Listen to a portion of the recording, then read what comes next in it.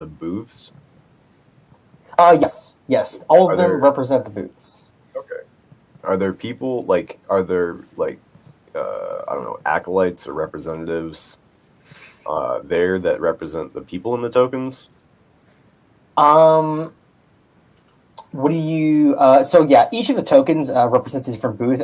Some booths have like multiple people behind them that kind of just look the same as the token characters that are there. So like they may look like kind of different, but like otherwise, they look pretty much the same. The goblins are all goblins though. So like this level seems to be like enormously populated by these things so far, from what you can see. Let's see. And as you guys look this over, Lindell, who was the person that made that deal with Hallister that you would get magic weapons on the way down? Me. All right, Lindell. No, not Lindell. Mercury. Sorry, Mercury. You see like a little butterfly fly up from around the corner and like pop onto your shoulder, and the butterfly like telekinetically like says to you, "Excuse me, I have a fantasy FedEx delivery for Mercury." Wow. I'm just staring wide-eyed at my shoulder, seeing this butterfly talk to me because I've never spoken to a butterfly. But he's like, speaking. That's in a little UPS suit. Yeah, with the little hat. I'm sorry, everything went super staticky for me right there. I'm gonna go ahead and fix something real quick. No worries.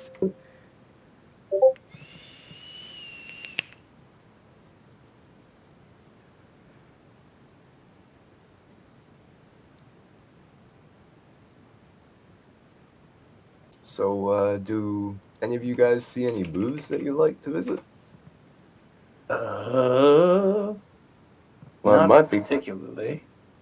It might be quite useful to see what we can find out about each of them if we're here to deal with them. But do we want to do that with Haleth, or do we want to sort that out first? Okay, so the butterfly says, this package comes from Mr. Blackcloak on the 23rd level of Undermountain. And you see like a long kind of cardboard package appear like at your feet, and the butterfly says, "Okay, I'm going to go off now. Is there any like hummus or dew you want to give me as a tip, or?" Yeah, I'll reach into like my bag and I'll pull out like a little like thing of pollen. Okay. So the butterfly like nips at it like nom, nom, nom, nom, nom. Before like gently like whooshing away. It's like, thank you. Wait, what was your name? My name? My name was lost to time itself, and it flies away. What's in the box?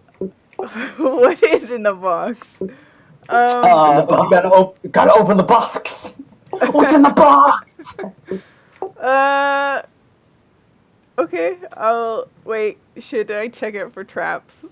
Blackcloak doesn't seem like that kind of guy. We haven't dealt with this problem yet. I think we're probably safe for a while. Alright, just stand next to me in case I need healing. As I like envision the rat like episode happening again. As he like slowly like opens the box using like a dagger that he has in his boot. Oh my god, that's a great box opening sound that someone just made in my ear. Thanks, I appreciate that.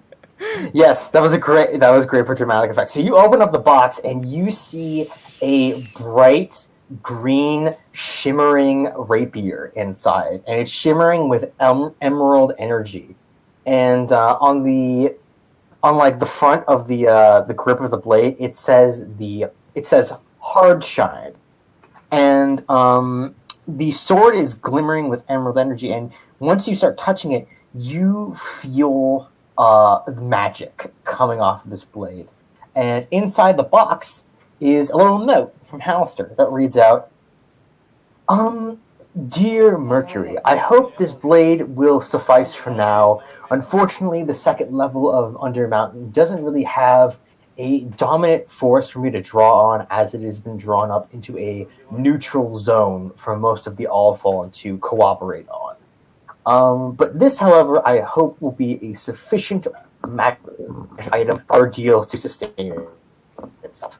And he goes on to say that this is a +1 magic rapier that is named Hardshine. It will glow with emerald energy.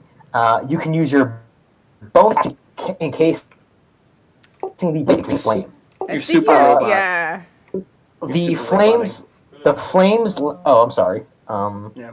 We got +1 rapier named Hardshine, glows with emerald energy, and then you start scooting around.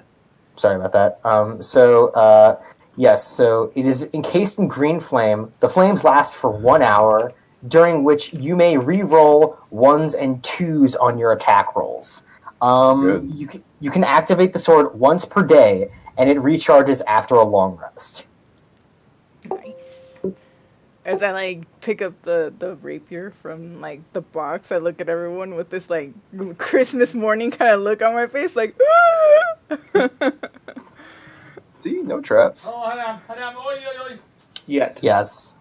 And you can even see that it has like a little encarving like on the handle with your name on it. Sounds like a cleric weapon to me. I don't know. Hey, maybe you guys might get some too, because I did specify for me and my party members.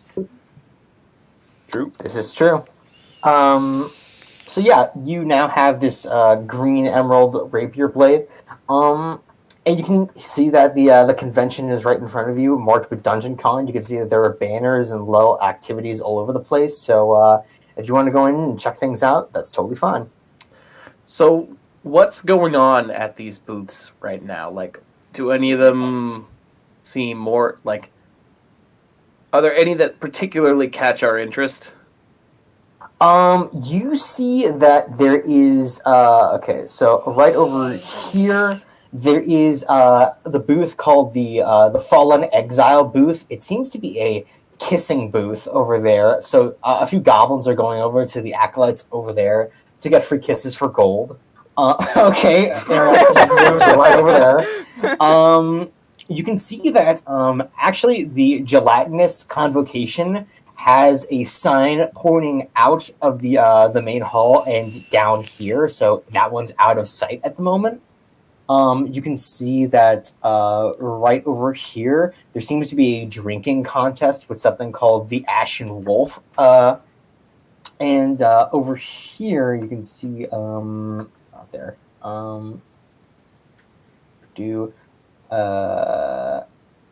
Over here, there seems to be a spot open for something called the Perfect Chord, as a knightly bard is strumming along like a nice tune. There is like that one has like a little lute in her hands. Some of the other booths seem to be unpopulated, like the Accursed Archive booth over here, run by a goblin. That one's not getting a lot of attention. Let's see, the Weaver of Lies, like right down here, she seems to not be getting a lot of attention either. The Eternal Citadel right over here doesn't seem to be getting a lot of attention. Mostly because like they're not running activities. They seem to be more like information level ones. You can see this one right here is the one for the Eternal Graveyard. This one actually seems to be getting some looks, but people are like actively staying away from it because it has to do with like you think like necromancy, so that's kind of a bad rap. This one is open for the Keeper of the Depths. That one's getting attention from a few goblins because he's talking a lot about gold. Let's see. This one over here seems to be attracting some attention from the goblins because of the All Fallen known as the let's see, shit, do I want to put this one in? Hold on, let me look at something real quick. Um,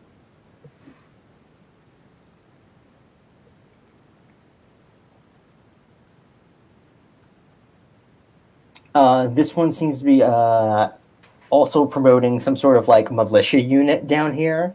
So like people are like getting jobs over there.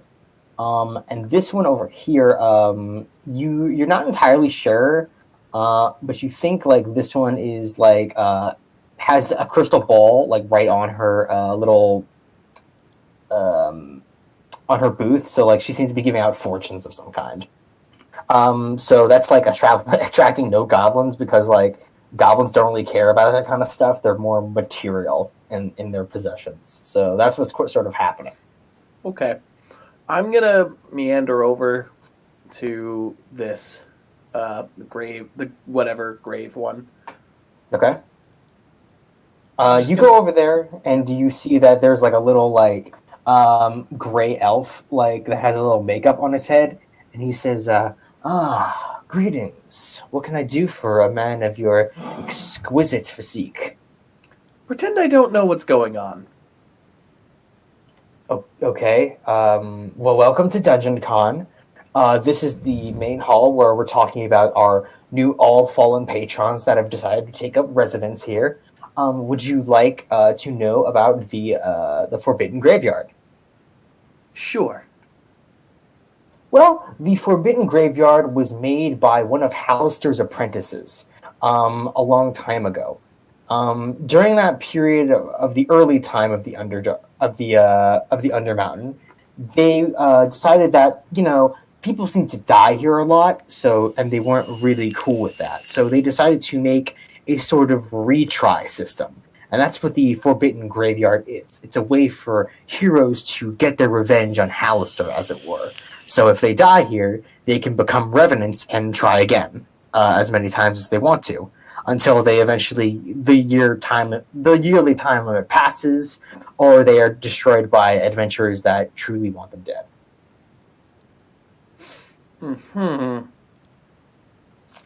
Interesting. Well, thank you. That was enlightening. This apprentice that of Hallister's? Where is he in all this? The apprentice. Yes, this eternal graveyard or what have you. He gives you a look and he says, give me a persuasion check. Okie day. Click the button. 11. I'm not really entirely sure myself. He might be dead. It's been a very long time since he created the graveyard, but since Hallister is apparently alive as well, maybe he achieved the same level of immortality that he has. Yeah, wizards never know when their time's up. Anyway, thank you for the information. It was enlightening, and I'm just gonna walk away. Absolutely, and say, if you wish to learn more about the Forbidden Graveyard and maybe want to train in our ways, you can most certainly come. I think your type would love the lessons, and he gives you a little pamphlet. I take the pamphlet, walk away, give it a cursory glance, and don't throw it away, but I don't really give it much mind. So you look in here and you see that the Forbidden Graveyard actually is like really cool for like rogues like you, because it seems like their like whole stick is like stealing souls from the afterlife. And so you think like if you were to legitimately train with them, you might be able to like adapt those skills to your own. Sort of mumbled to myself. Interesting, but I know a few Doom guides who would take exception to that. And then I put the pamphlet away. All right. Eriazzo's going to the kissing booth. Absolutely. Okay. You go to. guidance on the way over. All right. So you're going to the kissing. Let's see. Just for the fun exile. All right. So this goblin over here, he says, "Thank you, ma'am," and hops away, like going over to his friends, like, "Oh my god, dude, I actually did it! I kissed that woman on the lips." And Eriazzo, you like come over. There's a few like maidens here with like just sort of like flowers in their hairs, like looking over the various goblins who want kisses. And as soon as you come up, a few of them give you like very cursory looks, but the one that's like in charge of the station like greets you happily, and she says, "Oh, hello there. What can I do for you?" Hello. That's really nice what you're doing for those goblins. Oh my god, thank you so much. Hey, can I just say, I'm feeling a lot of good energy from you right now. Yeah. Yeah, I radiate happiness. And he just has a big smile and nods. She like puts her hands to her head, she puts her hands to her heart, and she's like, "Oh my god, you're so cute. Tell me more." Well, I was born in the Underdark, and it was really horrible. And then I escaped from the Underdark, and I met a bunch of friends. One of my friends fell off of a griffin and got paralyzed, which was really sad. I work for the goddess Illustrae, who's really, really wonderful. Let me tell you all about her. She's called the Dark Maiden.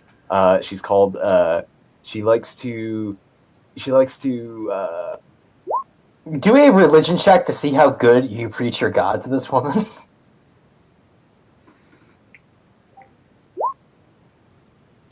She's yeah.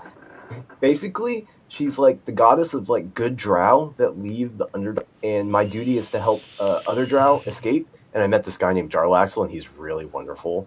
And it's been a really, really good time so far. Can I kiss you? She's like, "Oh, sweetie, you don't even have to ask. I just place one gold here on the counter, and I'll give you a good smooch." He slams the gold piece down. Okay, and she leans over and kisses you on the lips. Bow chicka bow wow. So what are you doing here? Well, I'm here as an acolyte of the Fallen Exile. We follow the way of the Black Star. We're a kind of like band of emotional monks. Wow, that's awesome. Yeah, so what we do, instead of like what normal monks do, is we follow our hearts as our new deity, the Fallen Exile, leads us and gives us new purposes in life to go after. A lot of us follow like paths of love, and some of us follow like paths of combat, paths of wisdom, and stuff like that. Some of us became spellcasters. It's really cool. That sounds great. Do you have any for someone that likes to use bows and heal other people? She looks at you and she says, "Well, you said you already follow like Alistair, right?" Yeah. There's a lot of me to go around. She takes like a good look at you, and she says, "It would be kind of difficult to do that, since like you're pretty like tucked into a deity already, and the All Fallen, they pretty much like deal with like being worshipped already by their followers. But like, if I hear anything, I'll totally let you know. Can I get your like Stone of Far Speech number?" Sure. I will give her my Stone of Far Speech number. You like write it down, and she's like, "Hey, my name's Katie, by the way. It's super good to meet you." My name's Eriazzo. Eriazzo, that is your name. You're so cute. And she like pinches your cheek a little bit. He'll blush a little bit, and then he'll ask for a pamphlet if she. All right, yeah, she gives you a pamphlet. You see in this pamphlet that the Fallen Exile is actually like a fallen star from like space that they worship as it flows over like the night sky. You're not sure how that works here in the Undermountain, since like if a star was really down here, that would mean like a star was down here and thousands of degrees of heat would be radiating through everything. But magic also is a thing down here, so you think it might be possible? Cool. And I'll give her one of my Illustrated pamphlets as well in return. Okay, yeah, she takes it. She's like, thanks. I think I've seen like a few drow come down here, and I don't think they're like super in touch with their gods anymore. So I'll pass them along if you want. Would be so helpful. He's okay. He's genuinely excited and happy about that. Yeah, do you have more pamphlets I can hand out? I would give her all but 2 of the pamphlets that I have. Oh, you were like so prepared and super cute. Do you want to kiss? Sure. Does it cost gold? Yeah, just like 1 gold. Another gold down. All right, she kisses you again. Sweet. All right, thank you, honey buns. We'll see you later. I'll just turn around and look at Gildas and I'm like, oh, that was so great. Gildas is just gonna shake his head and be like, "You're getting some from arguably the second most famous drow outside of the Underdark, and you insist on paying for kisses. I don't understand you." I never considered it that way. And he kind of looks down at his feet. It's all right, my friend. You do you. Anyway, is there anything for us to do here besides... Well, I suppose we could just get all the information we need about these gods. Do you know this one steals souls? And I sort of hand him the pamphlet about the Forsaken Graveyard. I don't like that very much. Yes. It almost seems useful, but I feel like Gildas isn't like a thief necessarily, right? Like he's more of like a thief archetype. He's more of like a detective or a... Yeah. Okay. Yeah. Yeah. Well, while these guys are doing that, I'm obviously going to the drinking table. Yeah, so Eriazzo, you look at this more like carefully, and you think like this makes rogues almost like if like they were to like follow this sort of path, they would be able to like have some control over death itself, like as they were be able to like manipulate and steal like souls. So like this is not like an evil sort of archetype. This is more of just like rogues that like want to deal with more spiritual aspects. I will share that with Gildas, my interpretation. But it still seems dark. Yes. So yeah, Gildas, where did you want to go? Oh, that wasn't me. It was... Oh, no, yeah. It was Lindell, right? Yeah. Yep. Yep, so Lindell, you step up to this guy. He is having a drinking contest with these 2 goblins who are passed out on the floor, and he doesn't seem to have realized the contest is over yet, as he seems to just be gargling down beers and looking down at the 2 goblins like they're just like waiting for their time to get back in there. They're both passed out and absolutely like smashed. But he says, another round. And he looks at Lindell, who has stepped up, and he says, good to see another person that wants to follow the path of the Ashen Wolf. I don't know about that, but I saw there was a drinking contest and I wanted to win. You do now, do you? I do. Well, and he like sets up like a little keg, on like beneath his stand, and you see like the keg is almost animated in some way, like it's got its own little like legs and hands, and it's like gently pouring you guys more cups of like ale, and it says to you, "Here you go, master," and it does the same for the guy behind the booth, and it's like gently like wanders back behind the booth. And the guy says, "Okay, this is what we call Ashen Wolf Ale. It's got a little bit of a kick to it. So if you can't handle it, you feel free to take your leave at any time." Just takes a sniff of it and it's like, smells like water compared to what my family makes. Bring it on, big man. Okay. When you sniff it, please like give me like a perception check. 14? With a 14, you sniff it. This thing smells like charcoal. As you bring it up to your lips and are prepared to duke it out with this guy, please give me a Constitution saving throw. Does this count as poison because it's alcohol? No. Damn. Okay. I will. Oh wait, are you? Yeah, you're a dwarf, right? Yeah. So I think I am a dwarf. I think you would get advantage on this thing then. Yeah. 17. 17. Let's see. Yes. So.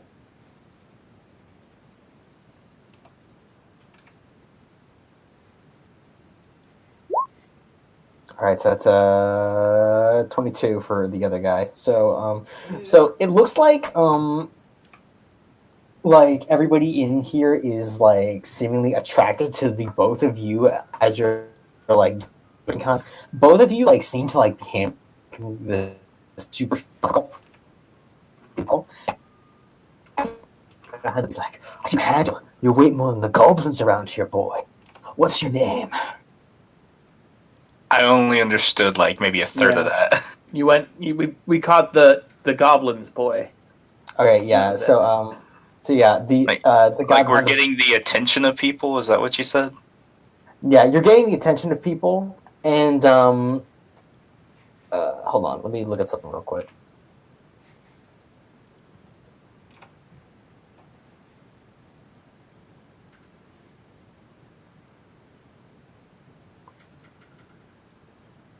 Okay, so the guy behind the booth says, I see you can handle this stuff a little better than the goblins that are down here.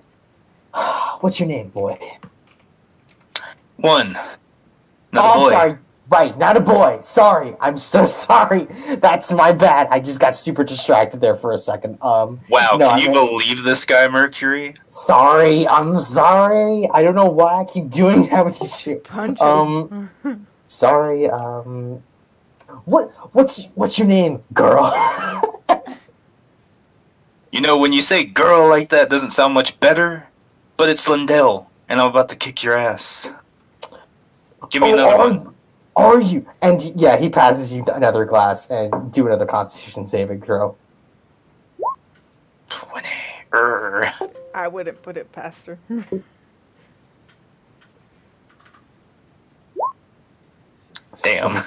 24 for this guy. So he hits you with that, and you think like this guy can actually hold his robot. Bad robot. Jeez, it's like it's your internet. It has to be.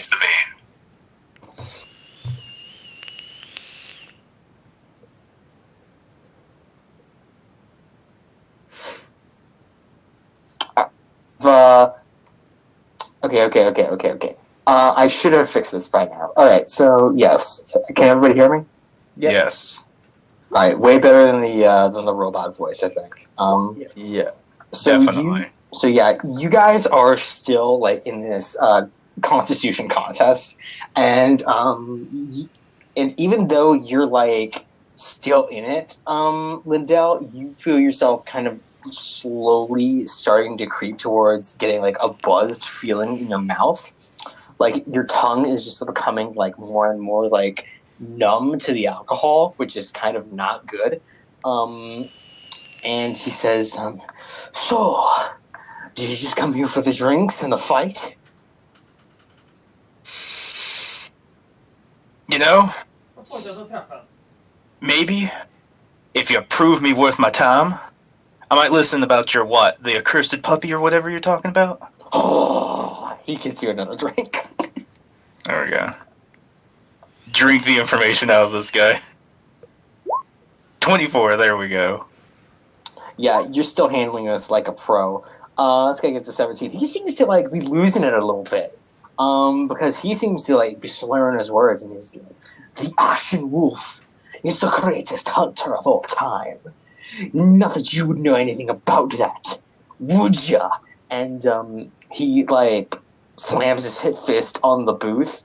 As he does so, you guys feel a sort of like gale crash through the hull, and you can see that the big dragon at the like throne room has just stood up and like beat its wings like almost threateningly, and it like telekinetically calls out to everybody in the hall, enough. And the party at the other booth just like stops, and the guys behind it like just sort of all calm down, and they say, "My mistake. I got a little bit rowdy." And the contest like immediately ends, and he puts the ale back on the table. He says, "We shouldn't be so rude to everybody that comes by. I was getting a little bit heated, as it were."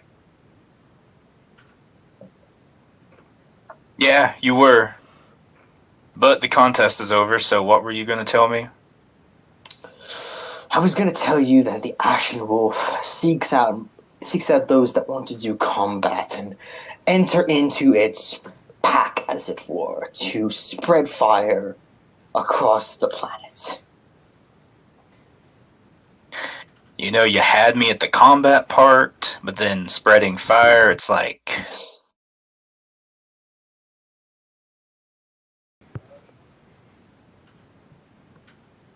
It's like, what? I mean, what? Is the plan to burn everything? Because that's boring, isn't it? Because if you burn everything, there's nothing left. I'm sorry, not like fire, like literal fire. I'm talking the fire. The fire, the emotional power, the eye of the tiger, as it's called. You want to spread around the gospel of fire to the rest of the world and make it a better place of determination, of thrill-seeking, of adventuring. That's what my patron offers. Alright. And he's the strongest one. There's no other patrons that match him in combat power. Absolutely not. He is the only one that travels through Undermountain unimpeded. Alright, who's the closest ones to him in combat power, then? None. There has to be a second place. Absolutely none. You got a pamphlet? He gives you a pamphlet, and you can see that this guy he gives you a pamphlet for the Ashen Wolf, and you see that it's talking like a lot of shit.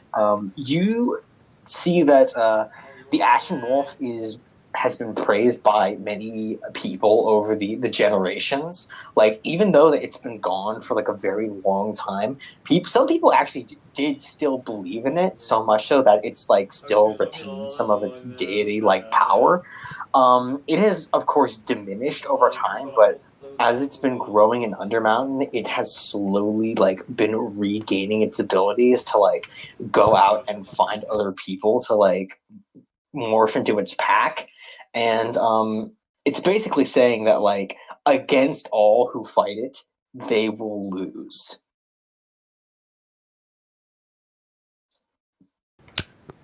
Cool. I'll go over to Mercury and it's like, you got a booth you want to visit now? Possibly. I'm looking around. Who seems like more nature-based or animal-based? The one who seems more animal-based would be this one over here. This booth over here, the one with the crystal ball on it, is the one that is kind of praising the what's it called? The Shadow Cat. Which one was that? Sorry. It would be this one that has the crystal ball on it. This one is praising the Shadow Cat. Okay, I'll go over there. That sounds like you. Yep. So you go over there, and she says, welcome. And she looks at the panther, and she's like, oh, isn't that just a beauty? What's its name? His name is Freddy. Freddy. Can I pet him? You may. She kneels down, and she pets Freddy, and she's like, oh, this This is so good. Would you like to join my patron, the Shadow Cat? It seems that Honestly, you already have one of his descendants right here, and she like gently snuggles with it. he smiles and he's like, honestly, I don't really know much about your god. Can you tell me more about him or her? Well, the Shadow Cat is the was a long time ago. People called it the first dream, as it were. Back when humans didn't have nightmares or dreams, they would fall into this sleepless oblivion where they would wake up from and see the true nature of themselves. It would terrify them in a way. But the Shadow Cat came and offered them dreams. It offered them, and it punished the ones who were wicked with nightmares. And it was the true first one of its kind. And then it started to multiply and multiply further until it became all the dreams and nightmares of those that are now living in the world now. Sounds like a powerful deity. Well, it's not really a deity, mind you, but it is very powerful. Do you have like a Um, pamphlet or something? I'd like to meet some of the other people at the different booths, but this is highly intriguing for me for obvious Absolutely, reasons, as he points to Freddy. of course. She quickly like gives you a pamphlet, and you're a ranger, correct? Yeah. Okay. She gives you this pamphlet, and you can see that the pamphlet delightfully tells you about the Shadow Cat, and this one is more or less a nature-based entity that originated in the Fey realms. That is basically a creation of Fey magics that went wrong with like an animal, and now it's like presiding over the realm of the dreams, so to speak. So it basically eats nightmares from those that it like helps follow and protects. So like if you're good, it will eat your nightmares and give you good dreams, and if you're bad, it'll basically give you nightmares for the rest of your life. And so what it says in here is that while you are not like applicable for the teachings of the Shadow Cat, your friend Lindell is applicable because Lindell is a barbarian. Nope. And all right, so You're close. okay, so yeah, it's even weirder because it says the barbarian teachings in here. They're called like the Path of the Mercurial, which almost sounds like your name, but you think that might just be a wondrous accident. What a coinkadink. I do know indeed that there are no people in here that teach paladin subclasses, so that kind of sucks for me. Well, maybe you don't know. Well, thank you for your time. I appreciate it. Absolutely. Would you like your fortune told? Sure. All right, and you see that she waves a hand, and you let and a little like black chair materializes in front of the booth, and she says, "Please sit down." He takes a seat. Her hands like rise over the crystal ball, and she like waves her hands. She says, "Ah, yes, your future is clear to me. I see." She like gazes into it. Please roll me a 1d20 for me.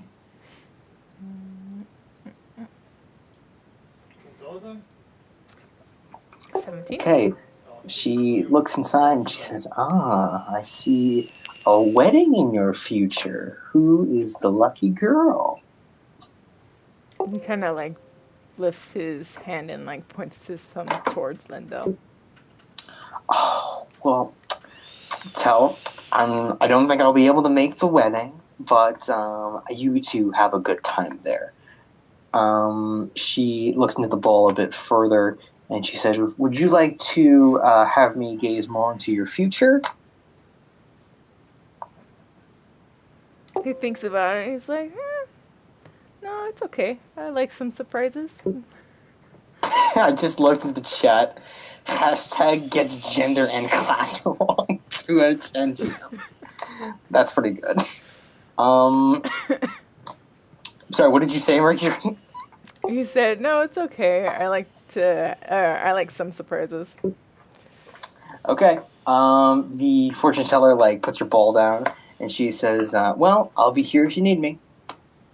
He gives a nod as he stands up and steps away with obviously with Freddy.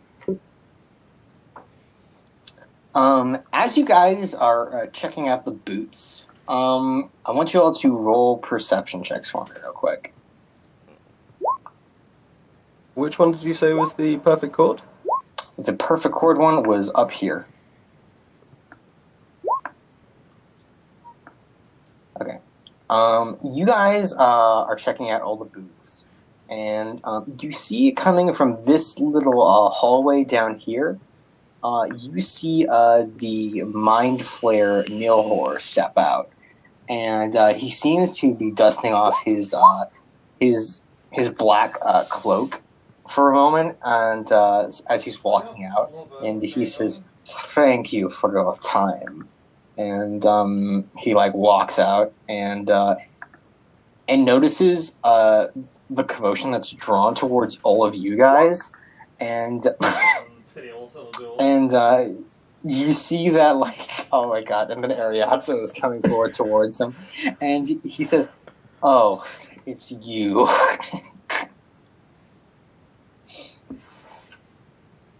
How do I do that, by the way? I don't know how to do that. /me space. Oh, okay. Eriazzo just says, "Leave my girlfriend alone, Squid Brain!" And he runs towards the girl that he kissed 20 seconds ago. So you come over there. Nilhor is coming up behind the booth over here, and the kissing booth girl looks over to Nilhor, and she's like, "Oh, hi there. Do you want to kiss?" And he says, "Don't let him kiss you, no!" "What?" Eriazzo, please. You're making a scene. Remember what happened the last time someone did that? Well, now, look at what we have here. The prodigal son returns. And he goes over to Eriazzo and says, "Now, what are you doing down here in the Undermountain?" It's Undercon, tentacle face. I can come to Undercon if I want. You're really not good at this, are you? I don't like this guy. He tried to kill us. We came down here to challenge ourselves with the... we were invited to the Undermountain. That's all you really need to know. Yeah, jerk. What are you doing down You're there? not helping, Eriazzo. All right. Yeah, Lindell and Mercury, you have never encountered Nilhor before. Your friends here obviously have, and he says, "Well, unfortunately, I will be taking my leave, as it were. You have caused enough damage to my reputation as it is." Happy to say, unfortunately.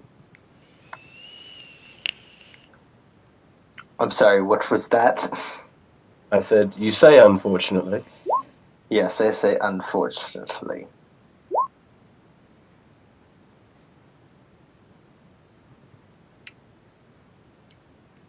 You said you were leaving. Yes, I was leaving. I have just finished up with a meeting in there with the promoter of this convention, the Yek Tall. You say these things as if I know what they mean. I wouldn't understand a pesky mortal like yourself to understand anything I say. Yes, we humans, we're very short to temper. That's why I carry a lot of knives. He's good with them too. Aren't you supposed to be running along now? I am. You're blocking the way. I see plenty of space around my friend. There you go. Have a pleasant day. The Kissing Girl booth is just I'm sensing a lot of negative energy right now. You guys should probably just all talk it out. That's good advice, Katie. Yeah, you see Nilhor like shrug it off and just walks out of the undercon. Anybody curious as to what he was here for?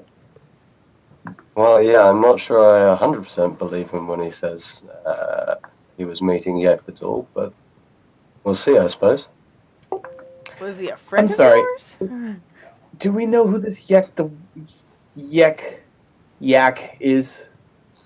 No idea. You could certainly do a history check if he's a famous figure, possibly. Can we all do that? Yeah, sure. Nope.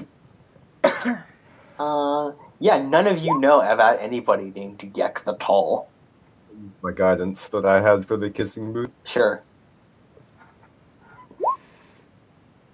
Eriazzo, you think you heard one of the goblins mention on the way in that Yek the Tall was the leader of a goblin bazaar that was down here. I will share that with the party. Turn off. Hmm. Because I think they are the ones that are racking it up. You can check the setting on our heated cables. So- Make sure that they are. Anybody interested in reconvening elsewhere? Maybe find So find have something them that passes for food in this place and Or one. figure out what our Two next or one? move is. Did everybody get to see a booth that they wanted to see? Well, I would quite like to go and see the perfect chord before we head off. Sure. All right. You head over to the perfect chord booth. It seems that the woman there is just playing like a little ukulele of some kind as you come up, and as she sees Harmony come in, she says, "Oh, well, do we have another master of the arts here?" An aspiring performer, at least. Well, it is good to meet you. What can I do for you today? Well, I've heard your music. It's pretty good. I was just wondering what this place is about. The perfect chord is the patron that I follow. It is the sound of the world, and it is perfection in the way. I've heard the perfect music, and I am trying to recreate it, as it were. And she's kind of gently strums along on her ukulele, and she says, "But as I gently try to find out what is perfection, I tend to increase my own understanding of how far I can go as a musician and as a person." Oh, sounds fascinating. It is. What is your name? Harmony? Harmony, yes. Yes. She gently strums her ukulele and she says, "Would you be interested in following the teachings of the perfect chord?" I would definitely be interested in learning more about it. Have you got a pamphlet of some kind that I could look over? Yes, there was a pamphlet machine that was down here. It was just giving us all these pamphlets, and she gives you a pamphlet. You see that the perfect chord is dubbed the sound of creation. When the world was once created, there was just a singular sound. And when creation was first heard, this defined that event, and it echoed across empty space beyond and scattering life itself to the four corners of creation.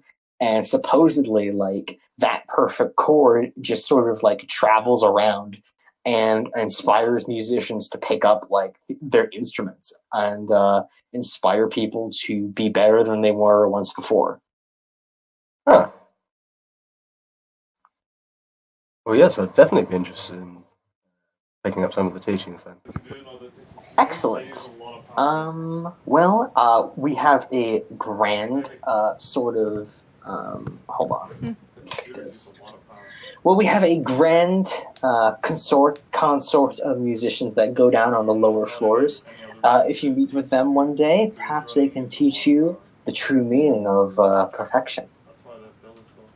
I look forward to it. Great. She strums her ukulele and she says, "Have a good day." She winks at you, and you have one bardic inspiration. Ah, nice. Well, thank you for your time, and have a good day. You as well. I'll head out.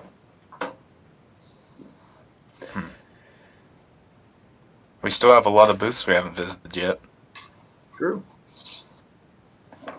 Well, I think we might want to help our friend Howleth with his problem first.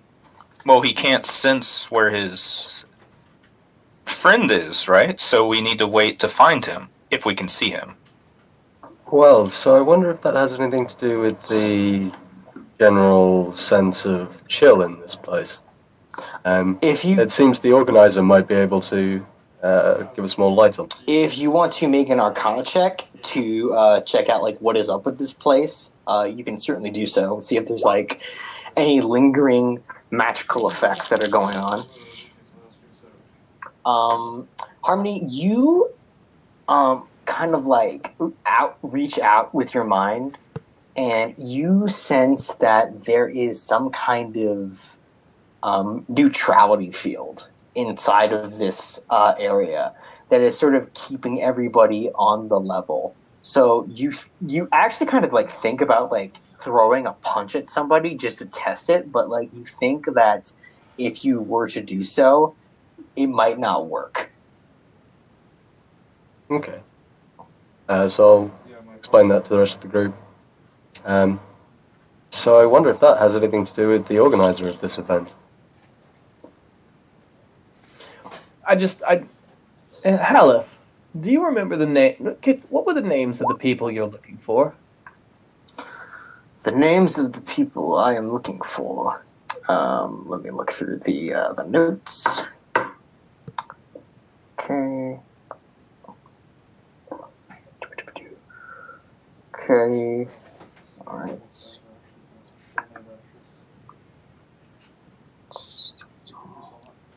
Okay, where am I? All right. Here we go.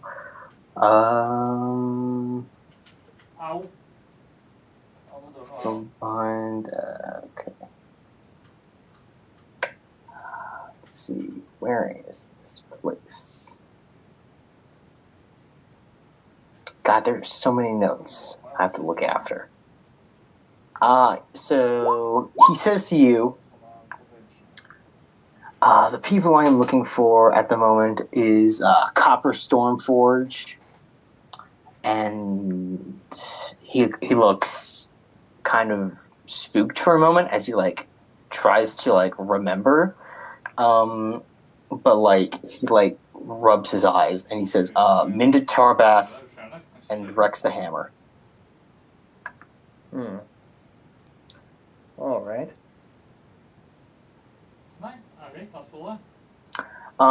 When he says these names, you see like a goblin like come up next to you guys, and he says, "Hey, you guys looking for copper?" We might be.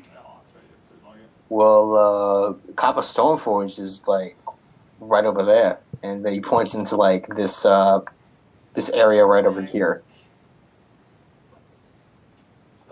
And what is over there exactly, other than copper? Well, that's where the currency conspiracy is like having their like large get together meeting. And what is?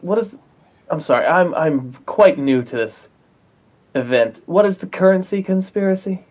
Don't know. It's this Alphon, I guess, but nobody really knows that much about it. Interesting. Thank you. I appreciate the information. Hey, don't worry about it, pal. And he like holds out a hand. I shake his hand with my usual too muchness. He looks at you a little disappointed, and he walks off.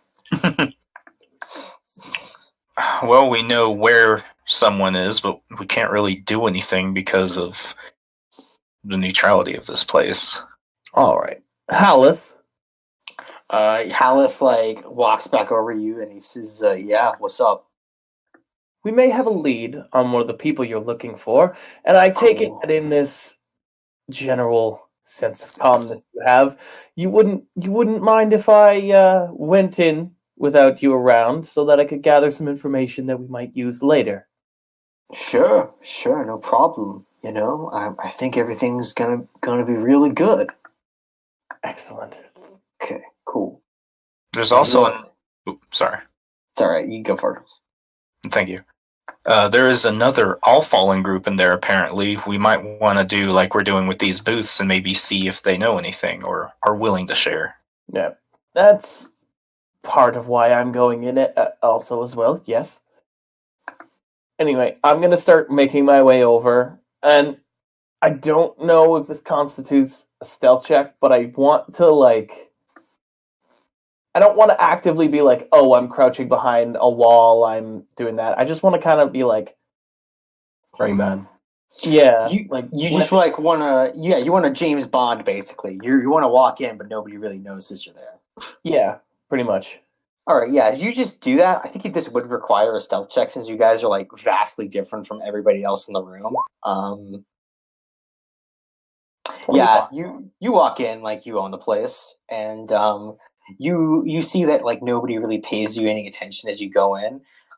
You see that off in this corner of the room, just in the top corner, there is a throne where this bright, very handsome-looking nobleman stands around a goblin throne and sips from a fancy-looking gold wine glass, and he spits out the wine and he just thrashes it to the ground and he says, "Another!"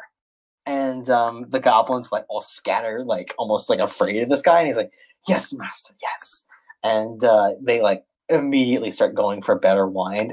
You can see there are two bugbears behind him, just waiting patiently to talk with him, as it appears that he's already talking with somebody at the far end of the room, as he seems to be yelling at him. And that is Copper Stormforge. You can see that Copper is not responding as they're talking, as Copper is now literally made out of copper.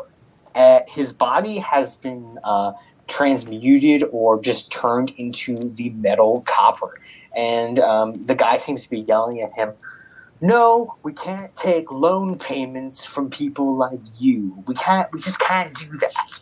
The transactors would..." Are you even listening to me? I can't believe some people. And the bugbears are looking at him what the fuck? And the goblins they seem spooked by this dude. What do you do? So he transmuted as in dead, petrified, that kind of transmuted, or is it do I have any idea that he might still be alive in there? Give me a medicine check.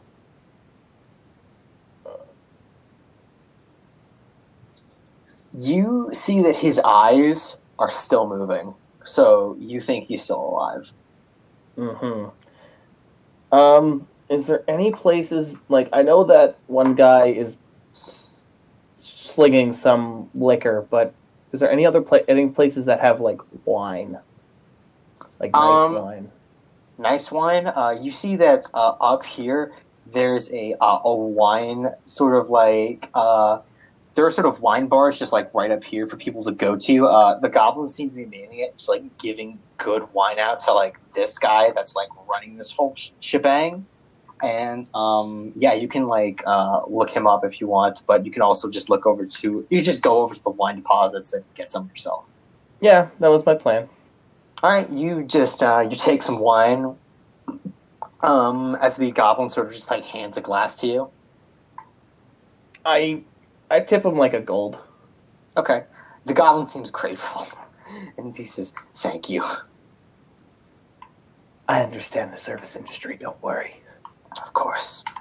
And I walk over to this guy. "Well, you seem like a gentleman who needs a drink." He looks down at you, Gildas, and he waves his hand. Please give me a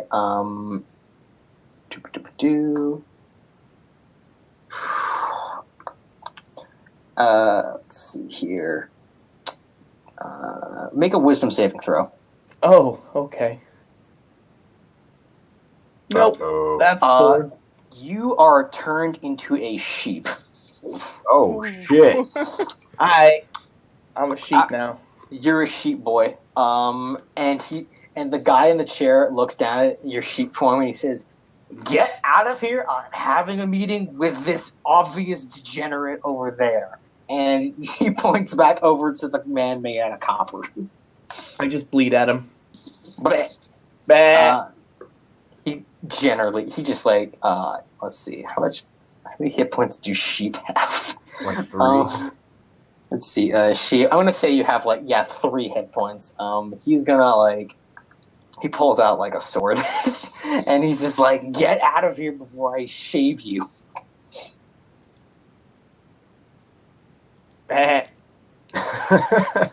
If he polymorphed him, Gildas has the mental capacity. Yeah, I don't actually understand what he's saying. Oh, that's true. I think the goblins they just sort of take you by the sheepfold and just start guiding you out of the hall. And he says, "Here, sheepy, sheepy, sheepy. Here, sheepy, sheepy, sheepy. I got a carrot for you, sheepy, sheepy, sheepy."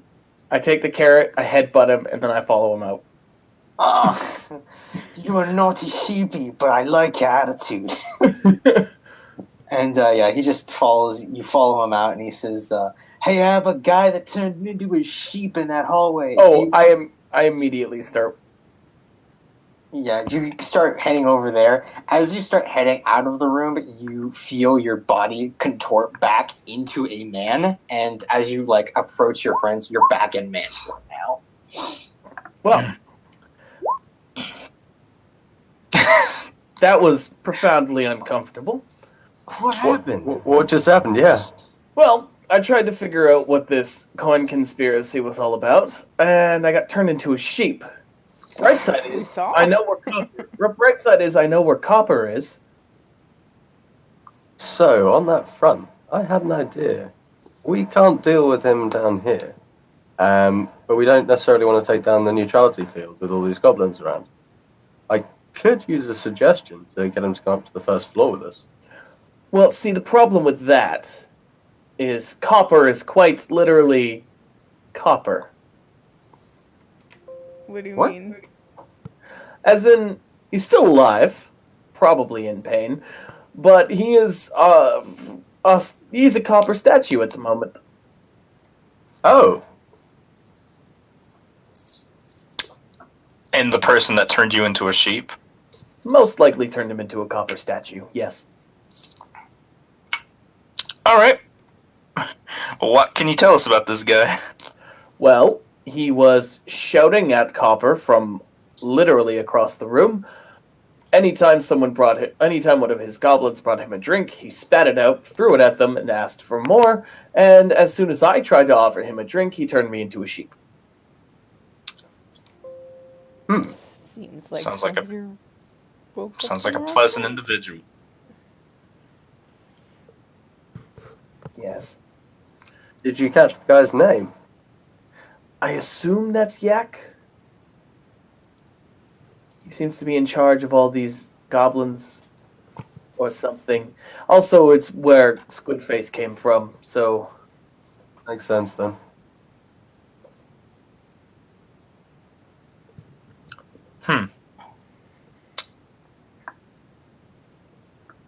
That's fun. Yes, well... Is there a way we can change him so he's not a copper statue?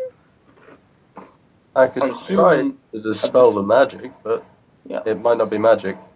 The Revenant, Haleth, holds a hand up and he says, I don't know about you guys, but I'm cool with letting him be a copper statue forever. Huh. Now, is that you talking, or is that the neutrality field talking?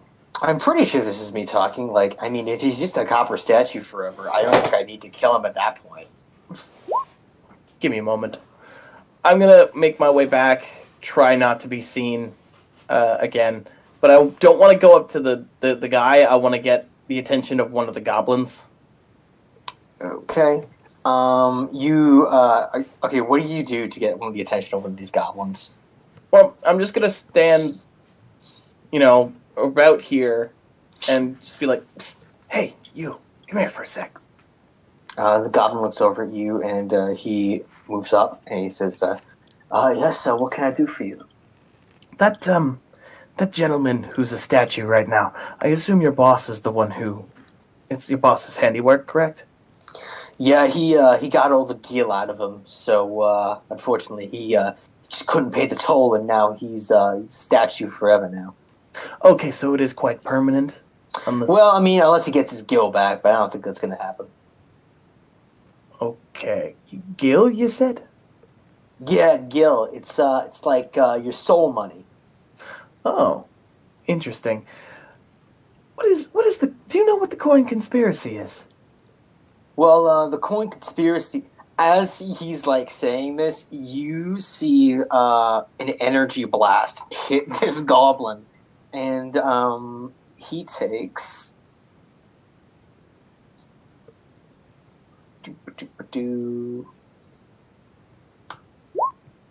takes 12 points of damage. This guy is turned into gold, and you see that the guy at the top of the hall says, "Nope, nobody says a word about the conspiracy." Am I at least allowed to ask why? It's because I say so. Fair enough. I walk out. Well, as you walk out, the gold statue of the goblin just dings to the ground, and you see like a small gold tear just drop down from his face. No. Well, as far as I can tell, it is quite a permanent arrangement. Well, it's safe to say that the neutrality field doesn't affect that room. So maybe we could take Haleth, I think was his name. Yeah, Haleth. We could take Haleth in there and see if he still wants the copper guy to remain copper. Actually, that's a good point. Did I feel the neutrality field like dissipate or anything? Like, did I feel any different? As you like went in there, now that you're kind of like feeling it out, give me another Arcana check. 3. You didn't feel anything weird this time. So you think that like maybe it just doesn't work. How about I phrase the question differently? Had I been not affected by the neutrality field, I would have very much liked to have stuck a knife in that guy's throat for being turned into a sheep. As you like went in there, you think under normal circumstances, Gildas would have wanted to put a dagger in that guy's throat for turning him into a sheep. Yeah, as you're out of the hallway, you feel the urge, but you kind of like fight it back down, like subconsciously. When you were in the room, though, you think your sheep mind definitely wanted that to happen. So you think the field doesn't work in there. Now that I'm thinking about it, that neutrality field is definitely not in effect in that room. And this yak person seems to be the representative of the coin conspiracy? As far as I can tell, yes. Anytime someone tries to talk about it, he turns them into a statue. Or if you owe him your soul currency, he turns you into a statue. Or if you try to talk to him, he turns you into a sheep. At least it's not a statue.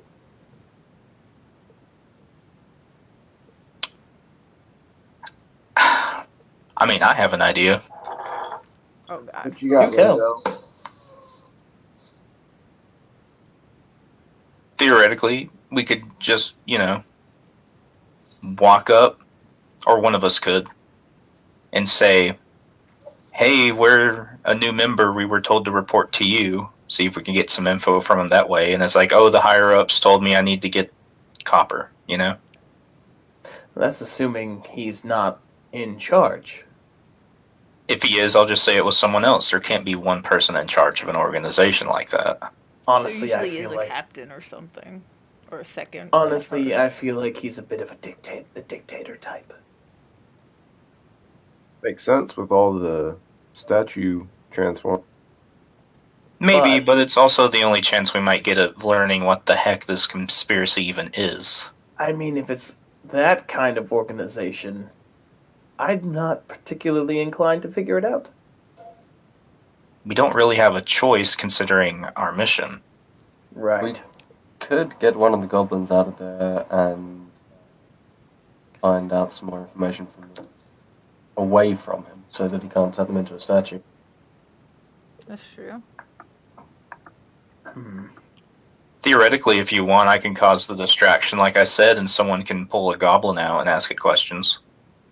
Well, I mean, I could just wander in and suggest that it comes and answers some questions for us. You would be doing that in vision of him, however, because it's only in that room that it doesn't work. If he sees you casting a spell, that might not go well. That Plus, is if you true. bring them out here, then we have everyone else here looking at us. Guys, you know how I'm a drow or a half drow? So Yes. one of the things that half drow and drow can is we can summon globes of darkness, and I could like stand over there and put a globe of darkness like right here, and then we could just grab a goblin and run, or grab copper and run. Would we? I don't we like our could be- chances. Yeah. Well, yeah. So Well, to be fair, magic like that usually requires, to be able to see them. It's That not is true. an awful idea. He would at least have to move into the darkness and through it before he could cast a spell upon it. Plus, So- the way you described him, he sounds like a noble. So maybe this organization's just a bunch of rich assholes, which, half, like the rich part, me and Mercury fall under assholes as well. You guys been around this long enough, you probably can tell. Honestly, I think we all fall under the rich category at this point. Yes, but they're probably like, old money, those types. Inheritances and such. Remind me to spend it all before I have children. Might be too late for me. Oh God. Anyway. So what's our plan of action here? So Well, I put my idea out there, but I don't know what the rest of you want to do. So the one concern I have with that is that if there's a neutrality field outside of that room, we won't be able to just drag the goblin. Have we talked to the big creepy frog dragon? You have not. We could cut a deal with him. Cut a deal with the dragon. Say, hey, we got some business with the coin conspiracy. I'd rather lie to this human than lie to a dragon. Yeah. Well, it wouldn't necessarily be a lie. I'll handle it if you want. You know what? You talk to the dragon. I'll try talking to Yak. All right. Wait. Wait. Do we We'll actually- call Is that one a anybody plan stopping B. him? Yeah, Eriazzo. Eriazzo. We'll call that one a plan B. Oh, all right. Do you understand what sarcasm is, friend? Oh yeah. Okay, you need to learn how to spot it. I almost made a really stupid joke when I did it. Okay.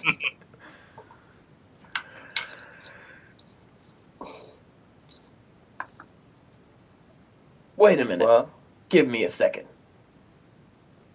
Excuse me, sir. Who are you talking to? The goblin? Yeah. Okay, yeah. The goblin looks up at you and he says, what is it, human?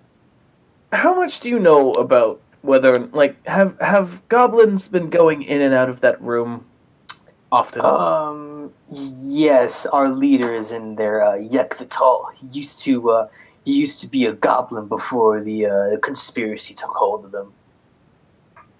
Really? Yeah, they gave him a necklace that made him look like a human, so we're calling him Yek the Tall now, because he's the tallest goblin of all time. Interesting. Yeah. Can you tell me more about this coin conspiracy without getting turned into a golden statue, say? I can tell you a little bit, I guess. So Yek's been going pretty crazy lately, considering he's got these magic powers now. Personally, I think they're pretty weird. He can take the money out of your soul and put it into his own pockets for gold. So whenever he has a criminal that he's judging, if he judges them guilty, he just turns their soul into money for them and leaves their statues as like gold.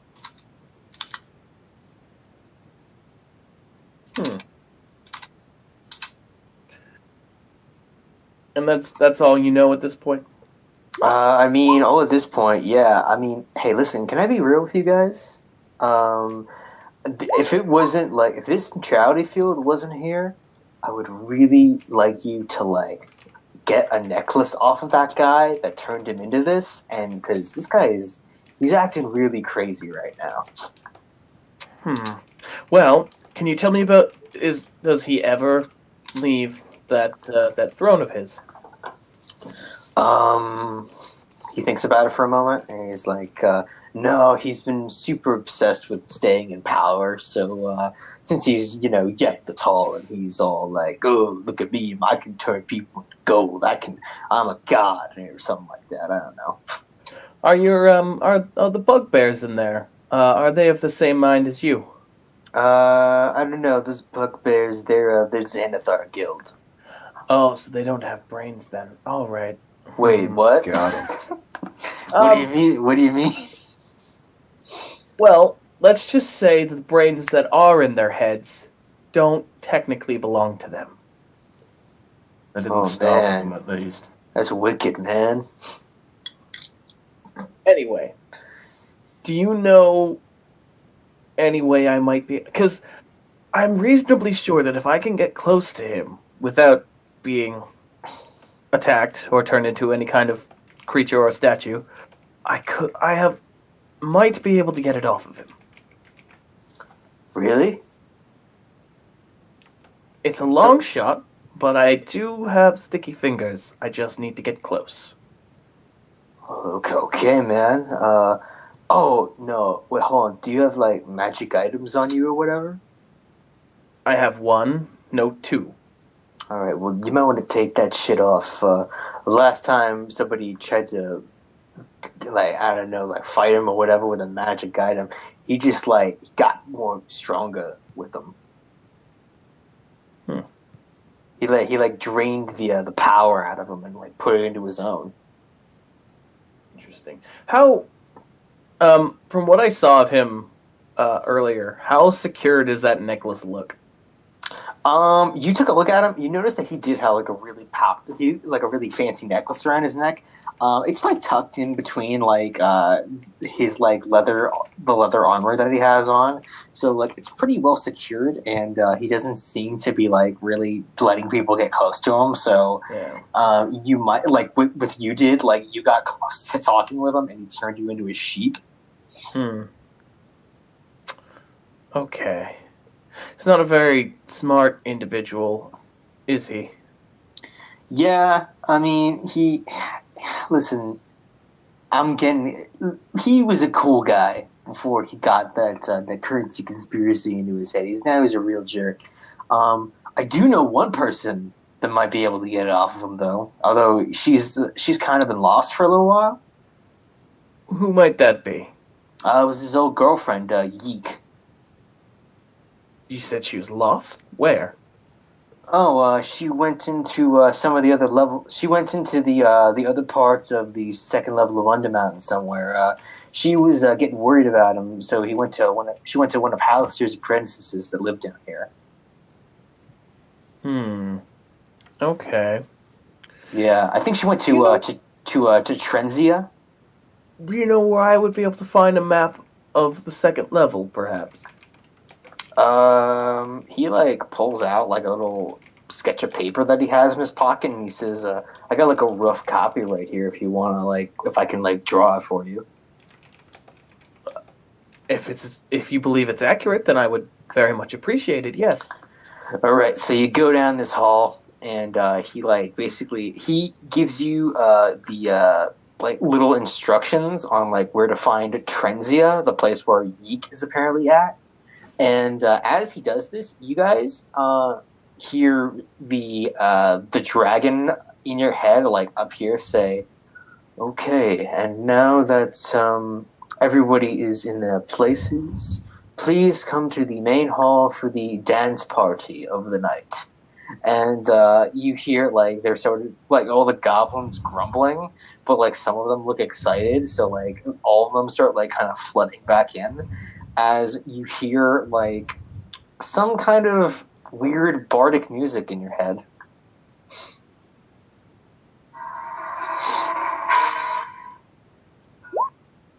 That was As, weird like- bardic music. You're right.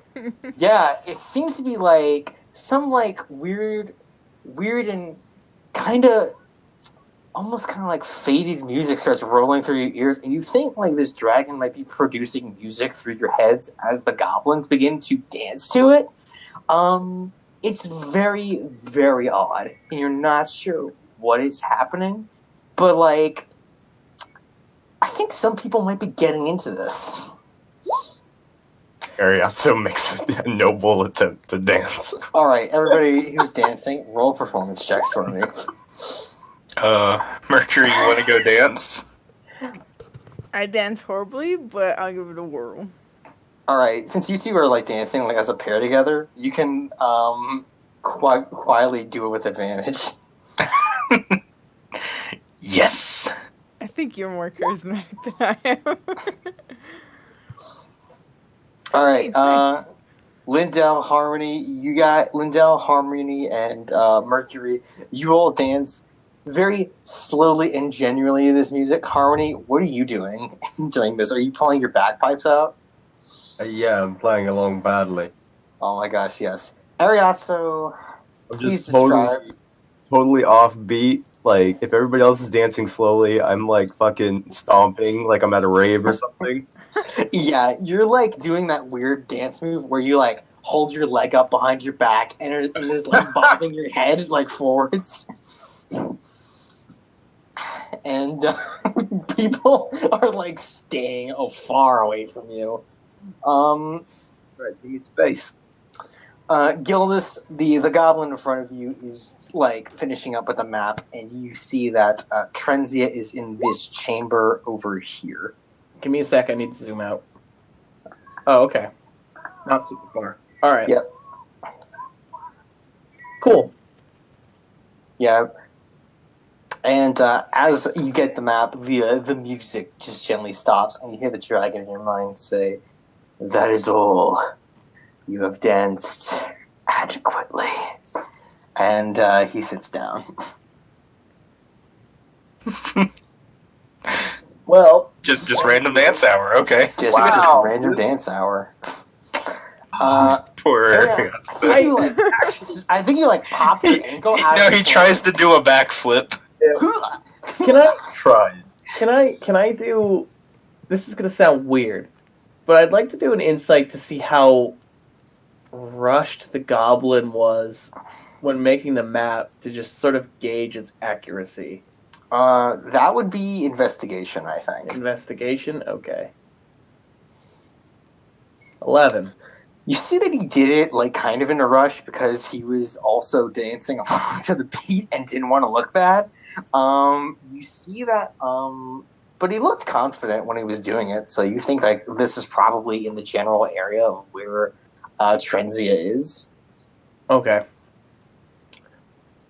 Before I go back to the group, I'm gonna offer him my thanks, and I'll give him like 5 silver. He looks at you and he says, "Okay, man. Hey, listen, I should really be paying you for this because if you get like Yektatal's necklace off of him, the goblins will be like really indebted to you because like we don't like this guy very much. He's a fuckhead." You always pay an artist for their work. It is a principle that I follow dearly. Okay, man. Whatever you say. And he like gives you like a wild look before like he steps away. Okay, as he's stepping away, before I go to the group, I'm going to go to this next goblin, and I'm like, "Friend, may I ask you a favor?" Yeah, sure. What's going on? I just recently had this map drawn, and are you familiar with the area at all? Yeah, man. I live down here. My cousins, they live down in the third layer of Undermountain, but you know, I'm more of a second layer kind of guy myself. Excellent, just what I needed. Could you take a look at this map and tell me if it's accurate? Takes a look, and he's just like, "Well, what am I looking at here? What do you mean?" I just want to know if this is where Trenzia would be. Oh, Trenzia, that bitch? Yeah, she's right over there. Wow. Thank you. No problem, man. He holds out a hand. I shake his hand. He looks very disappointed. He's just like, okay, fuck you, dude, okay. And he, like, walks away. Well, I may have a possible solution to our problem now. Does it involve me getting that soul money ability? Does it involve Eriazzo playing a bagpipe? Well, the goblins here seemed... Oh, fun fact! Yek the Tall isn't actually a nobleman. He is a crazy goblin with a necklace that turned him into a human. Sounds about par for the course. Yeah, the other goblins don't like him. The bugbears in the room are Xanathar, so they have those brain things inside their heads. And Yek has a girlfriend in another part of this floor that might be able to get the necklace off of him, and the goblins would be very much in our debt if we did that for them. Was the Illithid that we encountered in session 3 or whatever, was he working with Xanathar? Did we ever find that out? Yes, he was one of Xanathar's generals. And you also found out, like, in a previous session that Xanathar had been in cahoots with the currency conspiracy, with that note that you found in the air elemental's room.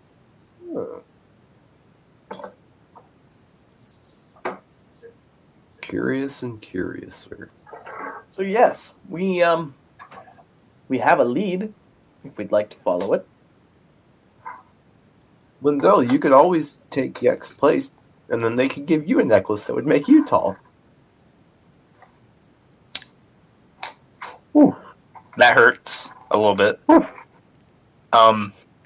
And I don't want to take his place. I just want to beat the powers out of him because turning people into money sounds awesome. Oh, also they recommended that if we do wind up fighting this Yek person, it's probably best not to bring our magical items with us. Apparently the last person who tried that just made him stronger. Shit. Okay. Yep. You're gonna take Gilda's take 10 emotional damage from that sick burn. And I think he's getting people mixed up again. Yep. What? Is that fucking... It was Lindell. Lindell, son of... I remember you said before me and Gildas have similar voices, which I think you're crazy for saying that, because I don't think we do. Oh my god, am I, like, going... Maybe I'm going nuts. Maybe I'm, like... Maybe this is how, like, GMs run the Mad Mage Dungeon. They just go nuts off camera. They go mad themselves. They go mad. I wouldn't be surprised. Just to be clear, like, Eriazzo was not saying that in a mean way. Okay, he was saying that, like, he was saying that just kind of like, how do you say, not paying attention to the effect of his words. Yeah, he was just doing it in a joking kind of way. Yeah. I know. Yeah, sure. But, like, here, like, if it helps, I usually pull up Discord. They just go, like, okay, whose voice is speaking, and I'll fix my name. Okay, yeah. Let me actually do that, because I don't usually look at the Discord when I see this stuff. Okay, yeah. Alright, so, yeah. So, you guys now have a goal and information to do on this floor. If you want to disassemble Yek the Tall's grasp on this place, you can easily do that by snatching the necklace off of him and doing that and getting the goblin support on this level of Undermountain. And you know where you know that the other part of this level is dedicated to Hallister's apprentices, which are scattered around. And you're still in the hall right now. You haven't seen the gelatinous invocations sort of area yet, but you know that it's like around the corner somewhere, and that the Jelly Cube janitor's dad apparently runs it. Yeah, we've also haven't checked out all these besides the Forbidden Graveyard. It's true. So, what's our priority? Well, I don't know about any of you, but I'd like to knock that fucking goblin down a peg. The only thing that yeah. comes to mind for me is that if we cause trouble with Yek the Tall, then the rest of the convention might disperse, or something, and we might not have a the chance to majority of learn. the convention is goblins, and as far as I can tell, none of the goblins particularly like Yek. Yes, but if he serves an All Fallen, the other All Fallens, whatever you want to call them, members might not like that. So we might want to get basically the pamphlet out of the pamphlet rally out of the way before we go. Just like quickly get information, because this might be our last chance if we piss off one of their allies. I'll go talk to the Mohawk lady. All right, lady. The Mohawk lady. Okay, so the Mohawk lady, she's in charge of something called the Eternal Citadel. And she seems to just kind of like be looking at everybody very pensively as they walk by, not really like offering any sort of games or anything. And as you come over to her, she says, "Hello." Hello, I saw you have a mohawk. I also have a mohawk. I know. I appreciate it. My name's Eriazzo. I'm a priest of Isla Stray, and I'm curious to hear about what you are offering and your pamphlet. Thank you. She gives you a singular pamphlet, and she says, the Eternal Citadel is the wanders across the endless plains of the world in a monument to power and preservation. It was constructed by the Dwarven gods, and it stands as a bastion of order in this world of chaos. Wow. Yes. Okay. Thanks. You're welcome. And she does a quick bow to you. I will, if it's what I'm thinking it is, I think Lindell is going to want to look at the options provided by Eternal Citadel. So I will run over and hand Lindell the pamphlet. All right, I'll look at it. Okay, yeah, you look at it, and you see that the Eternal Citadel. You're a fighter, correct? Oh my. Paladin. Just no. What the fuck am I doing? I don't know what is happening. Don't worry, Boom. I fixed my name in Discord. Oh my gosh, what is happening to me? Lindell, female dwarf. I'm so sorry, guys. I'm having finals week this week, and my brain has just been all over the place. It's okay. That's why I wrote it out for you.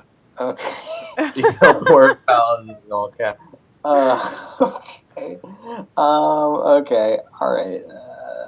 Yes. So you wanted to bring this over to Lindell. Okay. Thank you for the effort, Eriazzo, but I can't use this. So Lindell, you see that this is the Bastion of Fate. It's the Bastion of Fate, basically. So it is a massive fortress surrounded by a moat of liquid starlight. You can see from the pamphlet it resides usually in different levels of planar existence. So it just kind of travels around like the TARDIS in Doctor Who, just kind of taking in travelers that want to go inside of it. And for those that go inside of it, they don't age at all. Time doesn't pass in there the same way it does on the outside.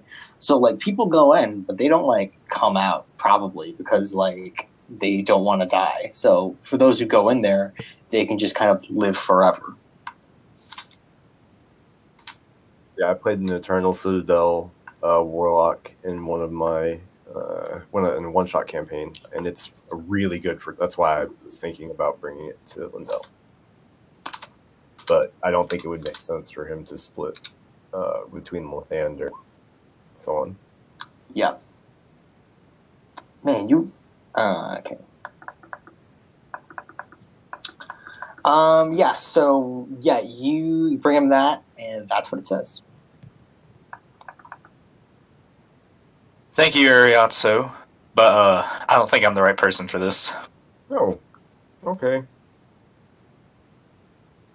Yeah, you look at the pamphlet and it seems like they're looking for fighters, not paladins. Which, of course, Lindell is. I would never, ever confuse that.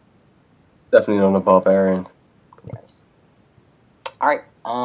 So yes, that is what that guy. That is what that girl is dealing out. I'll check out this woman down here, see what she has.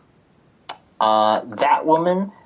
You see that she is looking like a little green and around like the cheeks, and you see that like her hair is almost like little weeds of grass. And she says, hello there. What can I do for you today? Not going to lie, I don't know what your booth is about, so I wanted to come by and check. Well, you see, my booth is, what you say, an opportunity. I am a collection of the All-Fallen that wish to go out of the Undermountain, as it were. And to do that, I was hoping to raise awareness of a militia that we are gathering on the lower floors. You don't say. What floor is this, and what are you planning to do? Well, on the 9th floor of Undermountain, we were hoping to train traveling wizards and fighters to join our cause and train down there, as we hope to rise up out of Undermountain and go out into the world to spread our good word. All right, and what is your good word exactly? Well, it's going to be a bit of a sort of. It's going to be a combination of all of our features, as it were. Multiple factions will probably race out into Waterdeep to spread their word, creating a few more factions here or there, but then it will spread out even further until the world eventually regains the knowledge of the All-Fallen once again.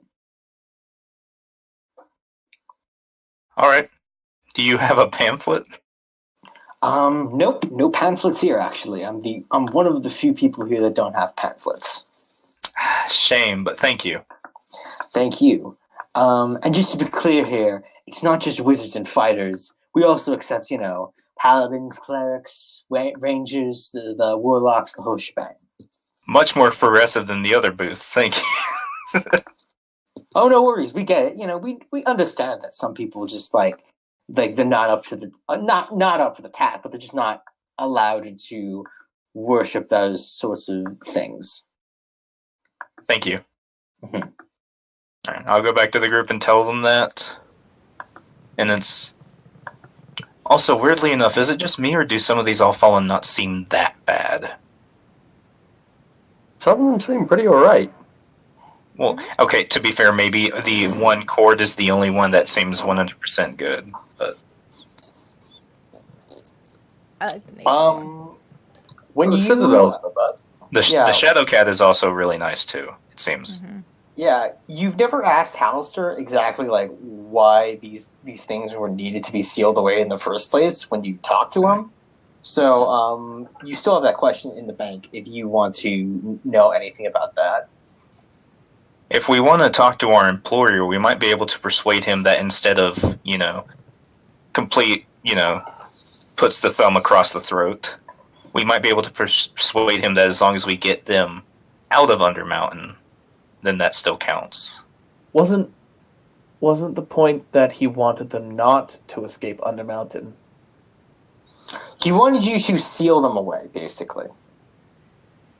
Yeah. Yes, but I distinctly remember him saying that, like, if they got out of Undermountain, then the world would be fucked. Yes, you do remember him saying that. We might need to gather just more information, because some of these I could see, but, like, some of them, on the other hand, it's like, I don't see why they would be a threat. Yeah, it may have been just some of them. Yeah, so, roll insight. Real quick, just to like get you like a general feel of these people that are around you right now. The kissing lady was really nice. The kissing lady was really nice. I think you're biased. Yes. Gildas, for once, you're just like at like a loss. Wait, question. Would this be akin to discerning a lie? Yes. So, okay, so you would get 16 on this. Yeah, that would be 8 plus 8, 16. All right, yeah. So you, everybody except for Lindell looks around. You think like maybe some of these people are putting on a good face, for like their patrons right now, like spinning you like the good side of the story right now. Okay. Eriazzo still thinks that Katie's nice. Katie is nice, and I'm not going to lie to you. She might be my favorite NPC I've ever done. Oh. Well, it seems to me that we're not getting the entire truth when we speak to these people. Don't take things at face value, then? No. Alright. That makes me feel better. Please don't give him that idea, Mercury. Hey, I gotta help a brother out. I'm not gonna waste time. Oh no. Yeah, as you look over to her, she like gives you like a nice little hand wave, and she like blows a kiss at you. Eriazzo, she's part of a cult. Well, I could save her. No. No. Like, just before he gets there, it's just like stopping him. It's like, aren't you already, I don't know, banging yes. the best drow ever and a fucking vampire? Exactly. You look inside of the pamphlet of the Fallen Exile again, Ariad. So you do see that, like, since they are a very loving cult, you know that maybe a polycule wouldn't be out of the question here. Yep. Eriazzo is not beheld by such trivial and conservative notions as monogamy. I'm not saying you should follow monogamy. I'm saying, isn't 2 enough? I suppose. Especially when one is following some kind of entity that probably wants to fuck the world over. Yes. And by the world, I mean that includes the drow and vampire that you are currently sleeping with. That's a good way to look at it. Yeah. An ancient proverb that I think that you should listen to is, don't put your dick in crazy. I'll keep that in mind. And Eriazzo kind of writes it down in a book. Oh gosh, I didn't think he'd actually wrote it down. Oh. I guess it's not bad advice. I think that really fits with Alistair too, since she's a drow god. It's not the worst advice you gave anyone. Don't listen. I know we're all drow, and I know we have drow friends, but like, don't stick your dick in crazy. I mean, if that wasn't an illustrated proverb, it's going to be now. Once Eriazzo's done with it. Yeah, that will be Eriazzo's contribution to the clergy. Yeah, you just like bring it up to the next clergy meeting, and you're just like, guys, I had a vision. Alright. Alright, so we have 3 more. Who wants to go? 4 more. Nobody. We've already visited this guy. Oh, okay. Yeah, we have who wants to go to the kiddie pool with this guy, who wants to go to the library, and who wants to visit the mysterious lady that I don't remember who she is. Mm-hmm. The library sounds interesting. I'll go. Gildas is going to the kiddie pool, so I'll go down here. All right, let's see here. Okay, so Where Eriazzo sneaks back to the kitchen while we're busy. Yeah. So We're going at once. you go over to this one over here, the bottom, and he looks up at Harmony, who comes by, and he says, "Hey there, what's going on?" Oh, just curious about your booth. What are you representing here? I am representing a cursed archive. That sounds a little bit ominous. Have you got a pamphlet? Can you tell me a bit more? So a cursed archive is big library. Big library holds big secrets, about all humanity and all that. You know, you go into archive, you take out a book, you look inside, you see the secrets. It is very good, no? Does sound interesting. Yeah. Hey, can I say you look like a book guy? Kind of a book guy. Yeah, you look like a cool book dude. And he hands you like a book, and you see that it's 101 tips for like going to the bathroom. And he says, "Take this book. It gives you good luck." Well, thanks. Yes, he gives you this book, and he says, what can I do to get you into our business today?" Well, so I'm just browsing at the moment. If you've got a pamphlet, I'll look it over and get back to you. All right. Okay. I'll give you a pamphlet. You seem like a cool dude, and he gives you the pamphlet for the Accursed Archive. Hallister told you about the Accursed Archive already, and this pamphlet pretty much confirms it. It is a culmination of the greatest secrets that the material plane has to offer. And anybody that goes inside of the archive is collected into its knowledge. So, like, books about your life will be inside of it once you enter it. I'll wipe a bead of sweat off my forehead.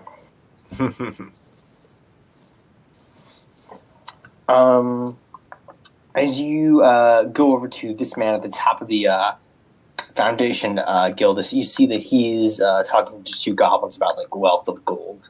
And as he does so, like he looks at you, Gildus, and he says, "Hi there. What can I do for you?" Well, you could tell me what you're selling here. Oh, what I'm selling here is money, my friend. Do you like money? I have an appreciation for it, yes. Yeah. Well, let me tell you about my guy, the Keeper of the Depths. He's what lurks beneath the entire ocean, my friend. He collects all the stray coins and treasures that fall into the deep with those pirate ships, man. All the treasure that goes down and never sees the light of day again. That's what my guy's got. You want someone that'll give you the gold? That's what my guy's gonna give you. Interesting. Do you have a pamphlet? Well, yes, I do. You guys are just collecting a lot of pamphlets today. But yeah, so you get this pamphlet, and you see that the Keeper of the Deep is the Keeper of the Depths is basically an ancient sort of kraken that is basically has basically been like worshipped by like so many cultists over the years that it turned into a semi-deity sort of being. It harvests the not only gold of the sea, but the dreams of anybody that lives on the sea as well. And basically, it collects this knowledge and keeps collecting it until it has eventually collected so much mass knowledge on the sea, it will, in its own words, become the sea. Well, thank you for the information. I appreciate it. Of course. Would you like a boat? A boat? A boat. Do you mean like life-size physical boat, or are you talking more like little toy thing? Yeah, my guys on the lower layers, we give out like boat rides all the time for people that want to check out our dude. Interesting. How about you give me the name of your friends, and if I feel so inclined to check it out, I will tell them you sent me.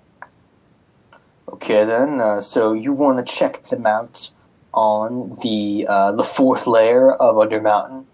You can contact my guy there. His name is Argus, and you'll be able to check out the avatar of the of our dear Lord, the Keeper of the Deep, down there, and he'll tell you everything you need to know.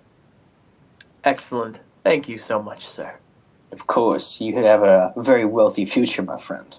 And you as well. All right. The last one here is. Let me go back to that side of the map because I looked over to somewhere else. Is this woman that's kind of sitting in her own booth over here. She is kind of fumbling around with something on her end.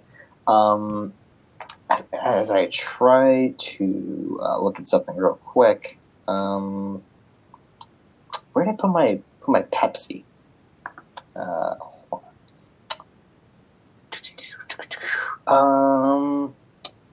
Pepsi.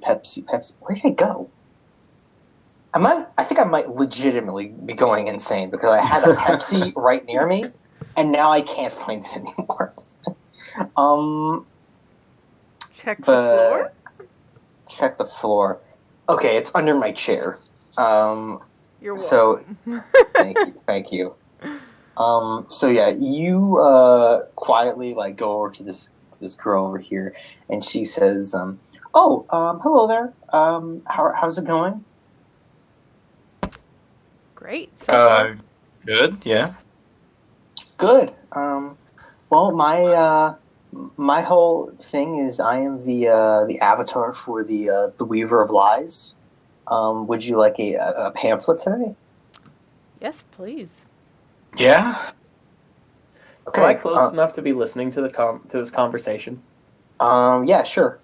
I just, as soon as I hear her say the Weaver of Lies or whatever she just said, I want to listen. Like, I don't want to participate, but I want to listen intently on everything she says and see if I can pick out any kind of lies. Okay. Make a insight check.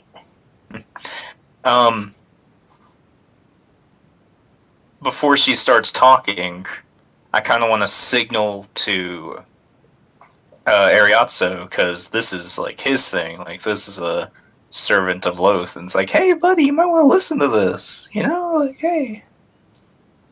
Make a performance check for him. He's distracted by this pretty elf lady. I'll do you one better. Eriazzo, get your fucking ass over here. Okay. Okay. So she gives you this pamphlet, and she says, the pamphlet says the Weaver of Lies is basically a huge spider-like creature that was created a very long time ago, supposedly at the point of creation. That was the first thing to ever be deceitful. And across time, it has basically been described often as a trickster responsible for the terrible conflicts and destructive wars that arise from mistrust and suspicion. Do I know if this is Lowell?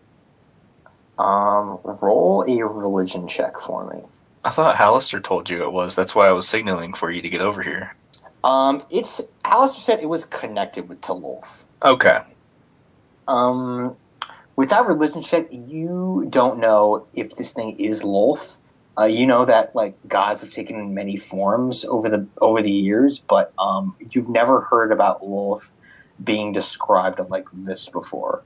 Okay. There's no like.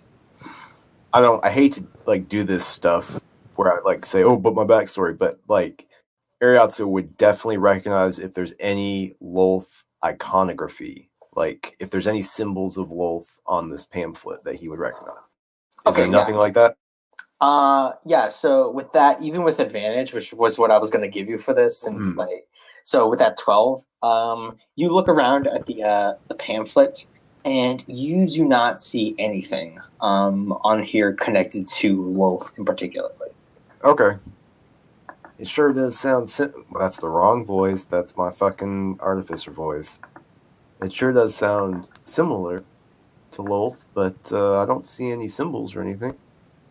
She looks at you, actually, Eriazzo, and she says, "Oh, are you like a drow?" Partially. She like holds her hand out for the pamphlet. She wants it back? She wants it back. You didn't give it to me, lady. You gave it to my friend. I'm sorry, but like I don't mean to be. Are you a racist? No, I'm not a racist. I'm just saying that like drow are acting like really weird down here. I'm gonna hand the pamphlet to Lind, and I'm gonna keep my eyes on this woman as I do it to see how she reacts to me giving it to Lindell. She seems relieved, almost. Like, she's like, fine that you're not holding it anymore. I'm gonna walk up to her and say, "What do you mean by drow are acting weird?" Well, I've seen that like drow on the lower layers of this place, like they don't like, they kind of like lose faith down here. What do you mean? I mean, like they don't like believe in anything anymore. Huh. That's, well, I guess it's not for you to know. And he'll walk back and whisper to the party as, like, elegantly as he can. That sounds like what Haleth was saying. When he saw me as a drow, he said, that I didn't, like, I wasn't blessed by Isle Stray anymore, and that really bothered me.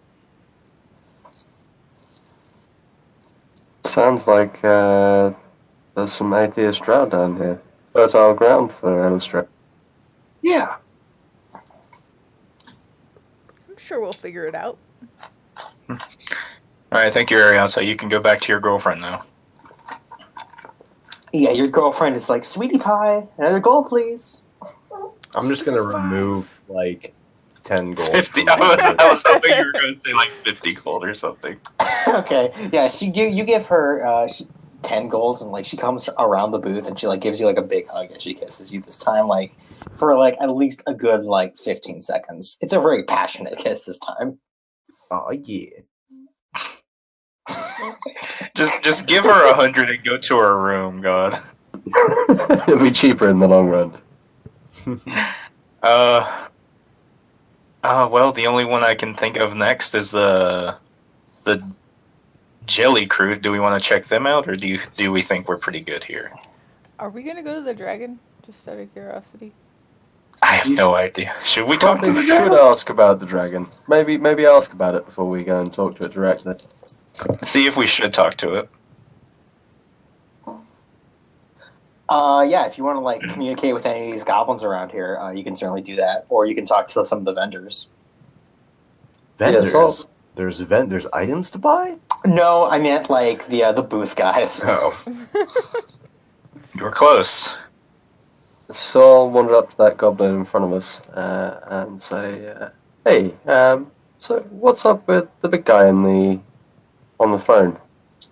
Oh, that's Nivmizit. It's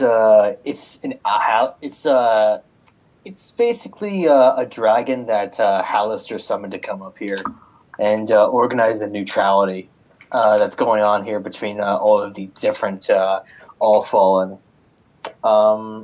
He basically like summoned him from another reality, I think, and so or like another like part of the material plane.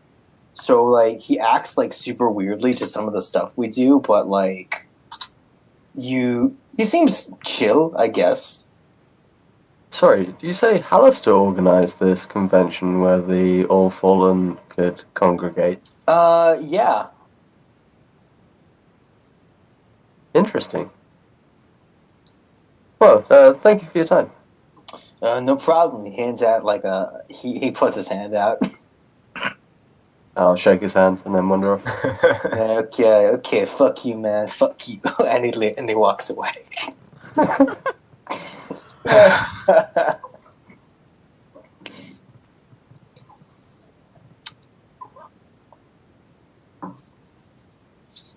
So I'll pass that on to the party as well. So Hallister's organised. I thought he wanted to get rid of the Old Fallen. It seems very curious.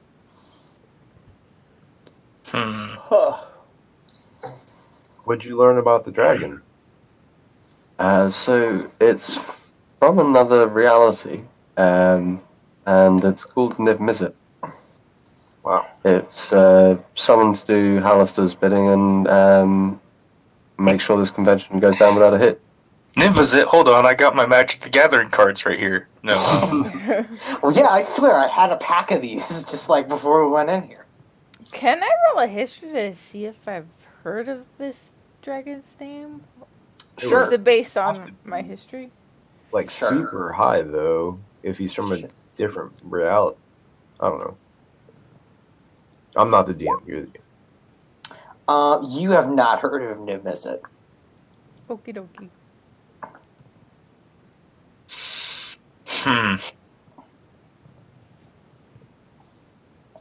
I will say he doesn't seem to look like any kind of like chromatic dragon that you've seen. Like he has like weird colors on him. Like yeah, he looks red, but then he like has like these like blue colors on him as well.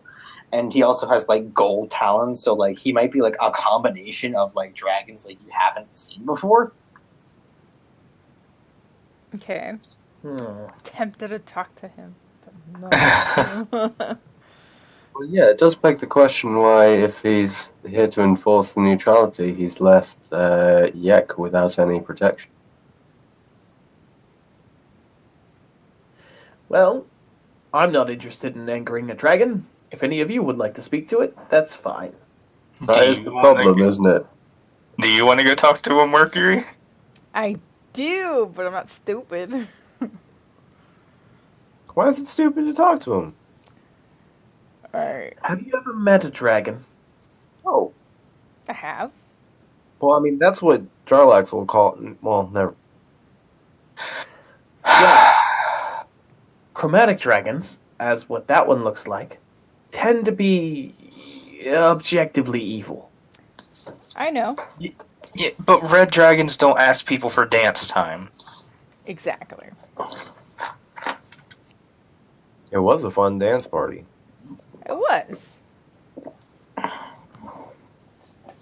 Like I said, I have no intention of potentially angering a dragon. If one of you wants to try and talk to it, that's fine. If you go over there, Mercury, I'll come with you. I'll help too. Yeah, I'll help too. We probably should talk to him. I just want to figure out what he is. But All right, yeah. So you guys can walk up to this thing if you want. Do you guys want me to say anything?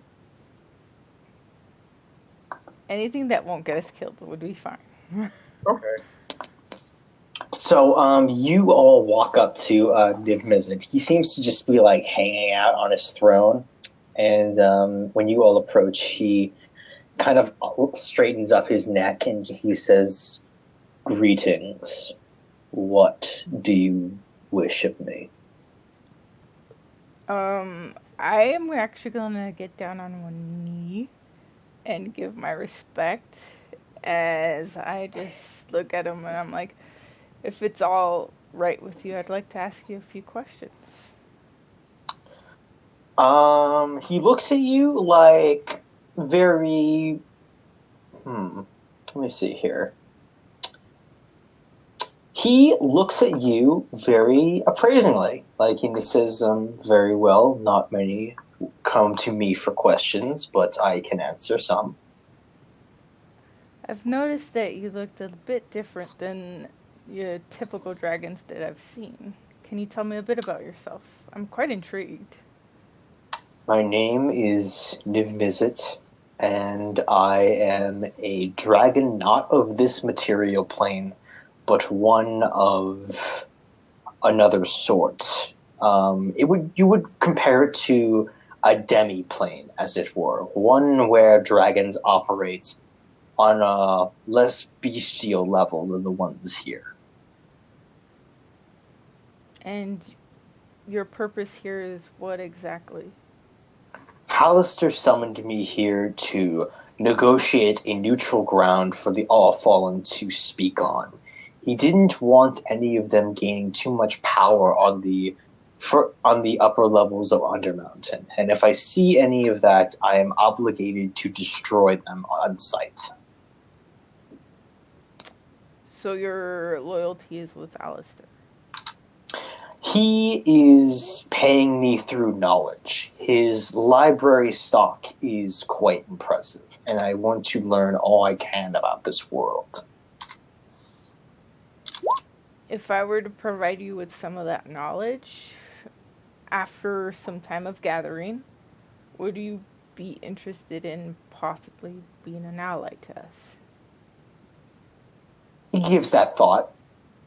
He says, if you were to give me knowledge that no one else knows, I would be tempted to.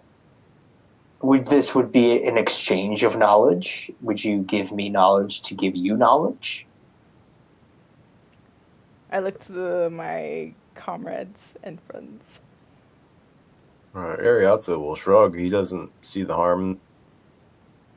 Maybe it could be on a case basis. If we give him enough, maybe each of us gets something we want, knowledge or power, because he seems to be a very powerful individual. I just have one question before we strike any kind of accord. You said you're here to keep everyone on equal footing, correct? That is correct. Then why is everyone else out here in the neutral zone, but the coin conspiracy gets their own private room without one? The coin conspiracy has offered me an abundance of knowledge in coercion for having that room be out of the neutral zone. They are still kept within a boundary point. If you step out of that room, you are back into the neutral zone, and if they cause too much trouble, I will simply lean my head inside and breathe fire onto all of them. You know, that makes sense. Can I ask what's the most precious type of knowledge that you seek? The knowledge I seek is on other planes of existence.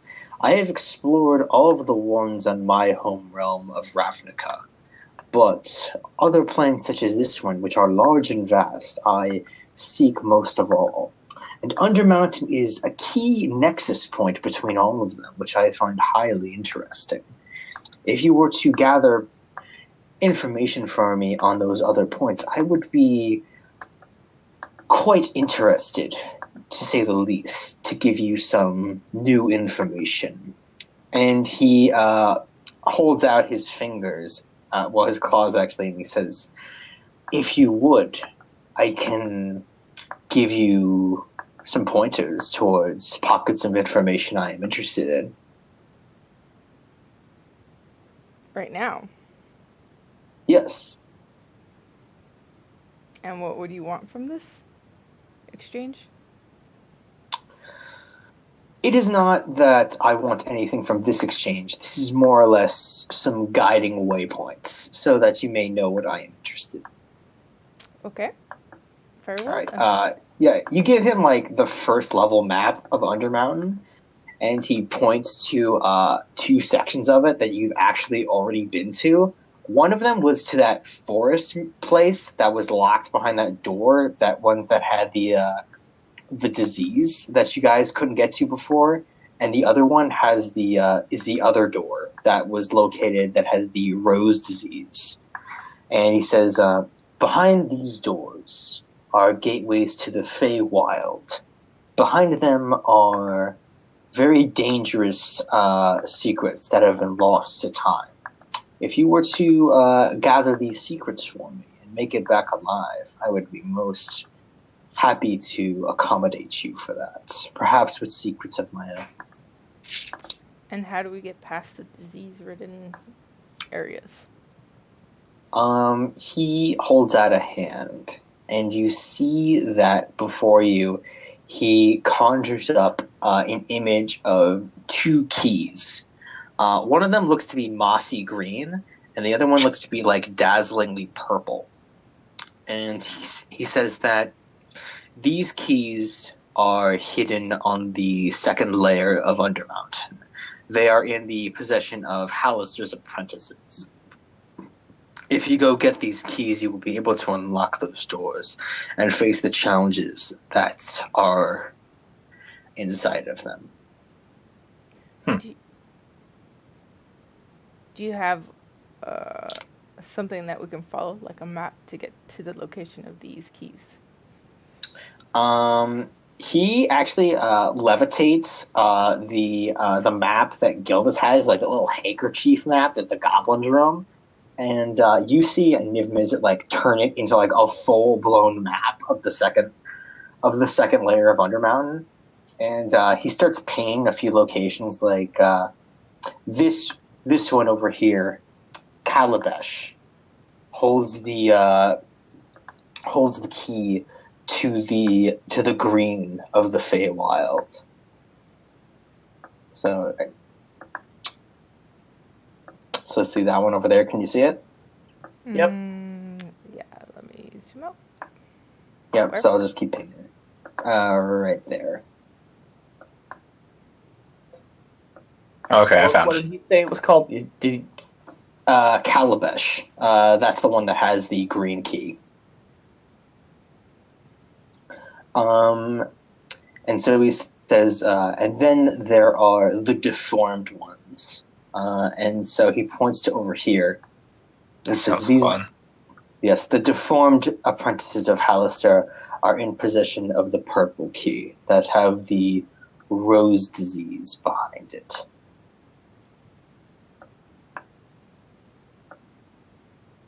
I was unable to read the one on the green door, which is quite interesting since I have an abundance of languages already stored within my memories. It is fun, as it were, to travel about this place.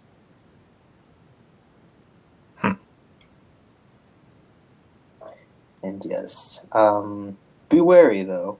Behind those doors you may find challenges that are particularly trying. Understood.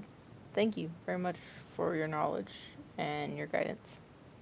He bows his head and he says, "Is there anything else you wish to talk with me about?"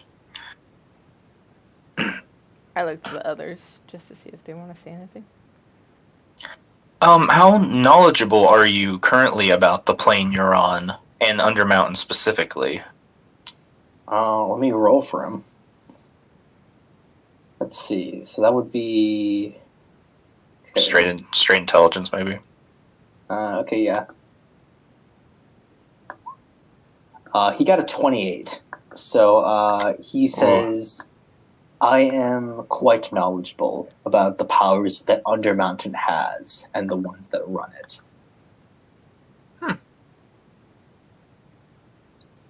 All right. So tell me, what do you wish to gain from Undermountain? Our group, or Yes, why do you come here? That's a difficult question to answer. It's fair, you don't have to answer it. I mean, I came here for power and gold. You will find it here. I came here I to have a prove question. myself. Sorry, Mercury. It's okay.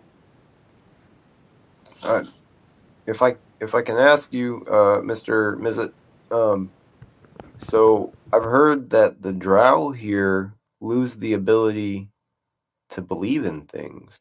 And do you know anything about that, or how I could help them, maybe? If you are to bring me one of the secrets that are behind those doors, perhaps I could answer your question. Oh. All right. I have one final question. It's more of my being curious of your opinion on something. Go ahead. Say someone were interested in keeping these all fallen in check and making sure they were sealed away. What would you think of that? He takes a moment. And he says, "These are very powerful beings. Sealing them all away, it would take a lot, but not impossible." Do you believe if they were left unchecked that they would cause harm to the plane that we currently exist on?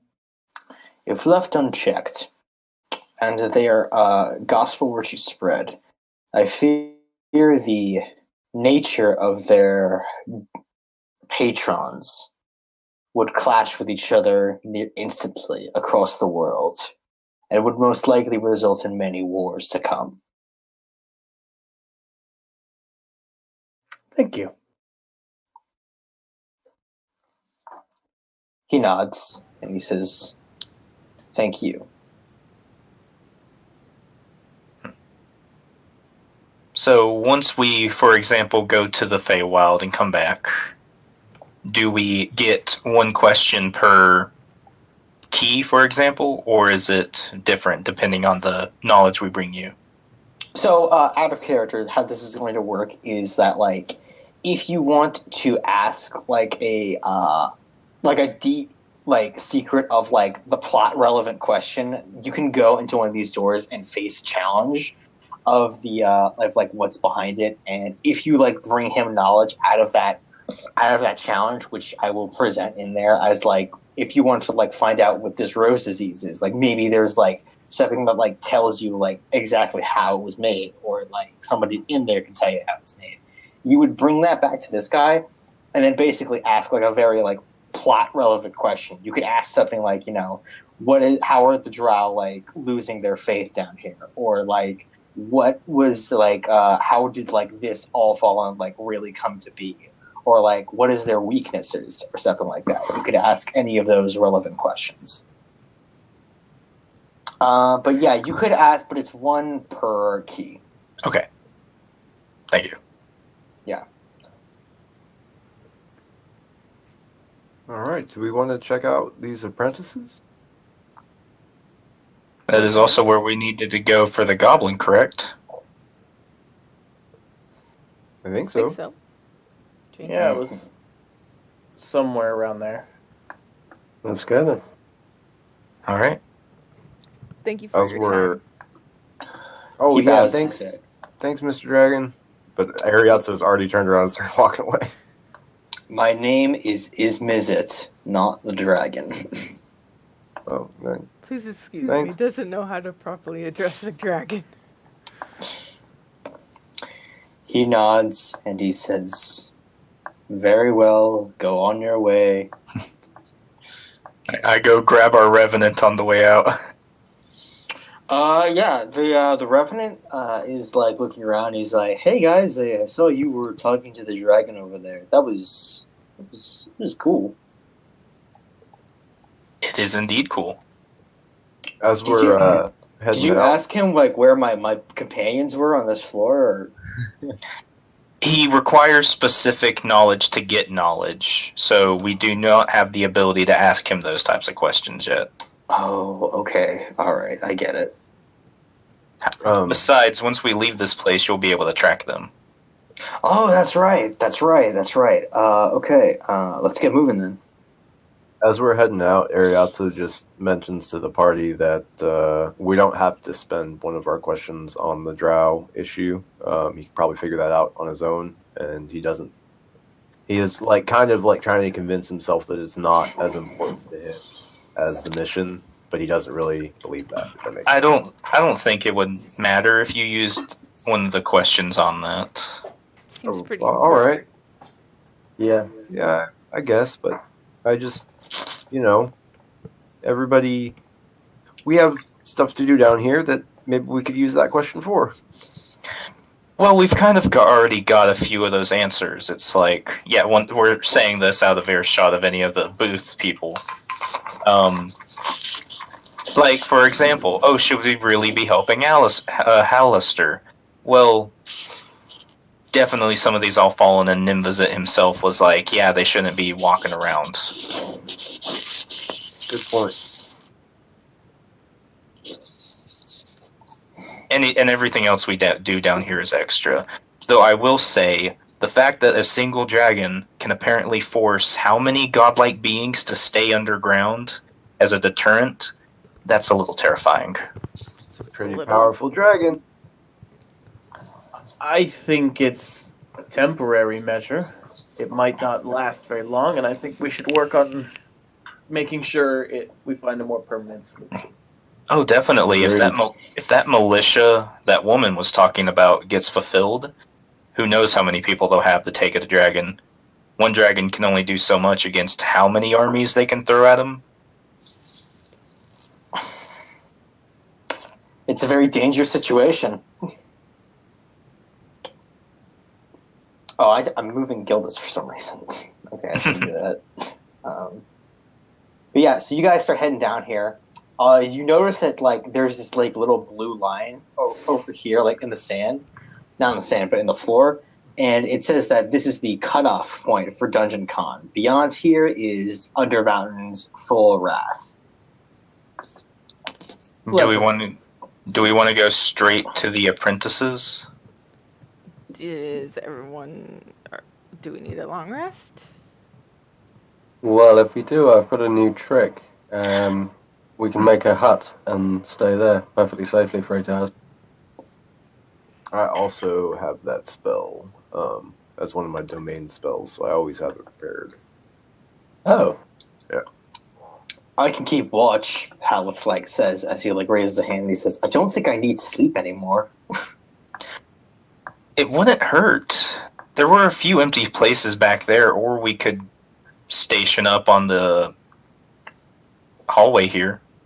Yeah, guys, and like the goblin like raises his hands up. It's like, you can come out here. You can be like a big slumber party. I could like point guests out to you. You know, if guests are curious, I could be like, look at these adventurers. They're just staying right in the guest hall. Look at right there. You could stay right over there. You know, or you can lie and say it's something extravagant, like, "Ooh, look at this mysterious orb. No one knows what it is." Gets a lot of attention. Oh fuck, dude. Can I just say, you're really cool right now. Right. Everyone down for a long rest? I could use it. Yes. Sure. I'm All almost right. out of spells, really. All right, so yeah, you guys camp up, like over here in the corner. Like the goblin is allowing you some space to like get some rest in. So I'll put the hut up and put some like nice starry sky across the outside. All right, yeah, you guys start to take a long rest down here in Undermountain for the first time. While you're doing that, I need all of you to roll intelligence saving throws for me real quick. Ooh. Everyone within 10 feet of me, so sadly everyone but Harmony, I think, gets +3 to your save. Good, thanks. It's 5 for me. 13. You know, I tried to help. Oh god. All right, Eriazzo is not a smart man. okay, Eriazzo. It doesn't look like a lot of our party members are. It's you, and I'm proficient in intelligence saves. Oh no. I would have the highest intelligence? This boat's bad. All right, Eriazzo and Harmony, while you two sleep for the night, you both have visions. Of the kissing booth lady. Well, And then her kind of. face turns into a mind flayer. Kind of. So, you, Eriazzo, you dream of the kissing booth lady.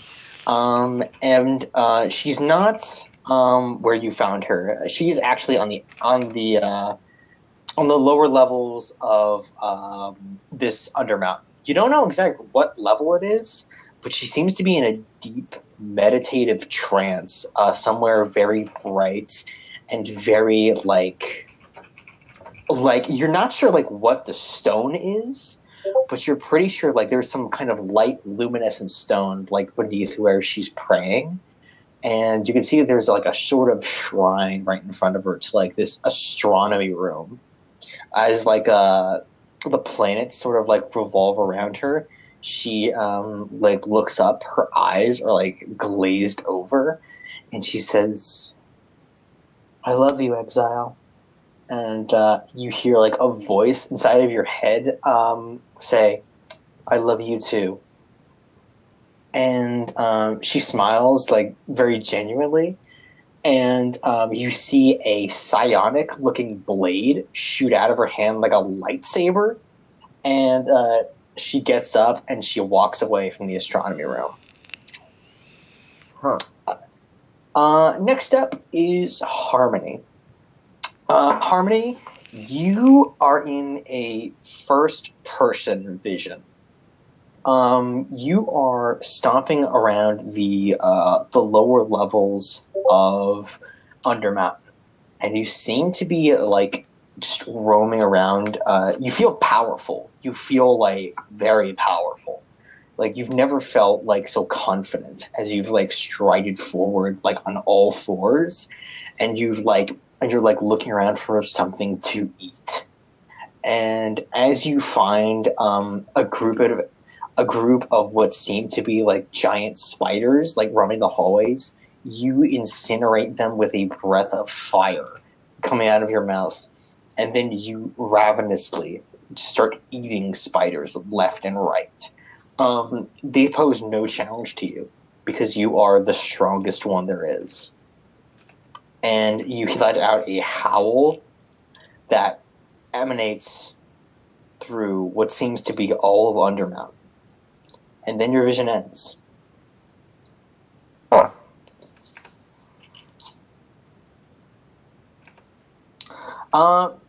Everybody's back up to full, and you guys got everything back as your long rest ends. Cool.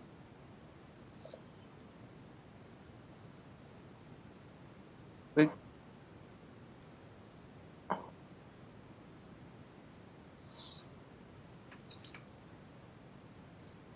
Is that a new dawn? Or It's a new dawn. Is that what you said? yeah, so with So, the yeah, stuff of healing and things, it requires Yes. a new Yeah, dawn as opposed to a long. This would be this is a new dawn. So yeah, go ahead and make your charges.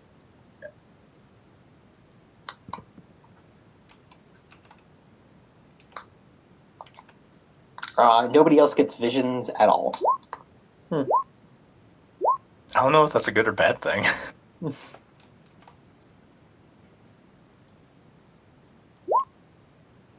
Oops, sorry. Yeah, so like as Eriazzo and Harmony wake up, both of you feel like just like a little bit disturbed, as you felt like you had like intruded on like another part of Undermountain.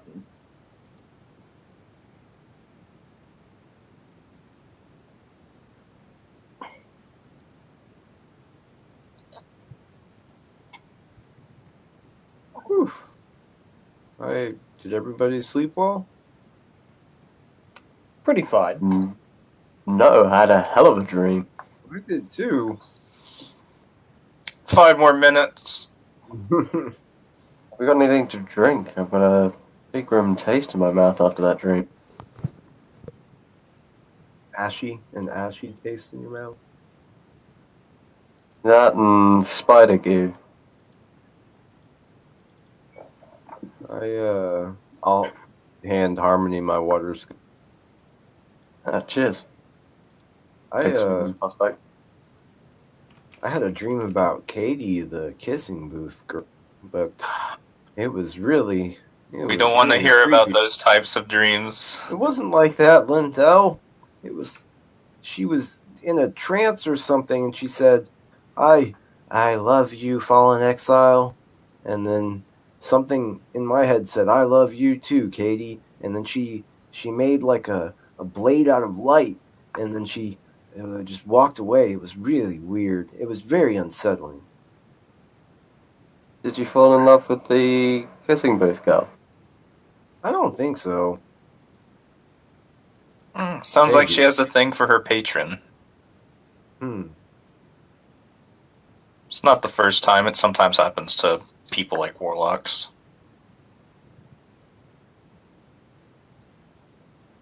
Make a deal with something and it's like, oh, that's my sugar daddy now. So like you fall in love with him.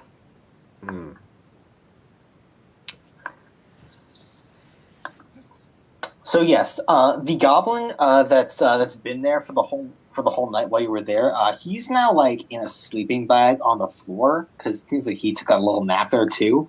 Haleth the Revenant has also like been taking watch, so like as you've been sleeping, he's just been awake for 8 hours, just sort of like impatiently waiting for you guys to get up.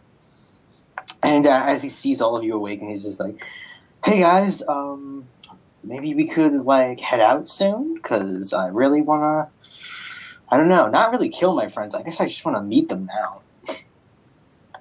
Oh, that'll change once we cross the line. Don't worry. You think so? Most likely. Okay. Let's go see, shall we? All right. And so yeah, you guys go back to the blue line beforehand, and as he crosses the line, Haleth, like, his eyes like light up red, and he straight up just smashes the wall with a fist, and he's like, "How could I not kill him first?" And then like he just like starts like punching the walls. See, just like old times. He fucking took the kill. Yeah, I didn't think he was going to be okay with that guy turning. Look, Haleth, the kill's not taken yet. Once we deal with Yak, which is what we're doing now, we can then probably take the body and you can kill it outside. He sucks in a big breath, and he's just like, fine. Or, to be fair, since the neutrality's not in that room, once we get the body, then you can probably kill him in there. Good.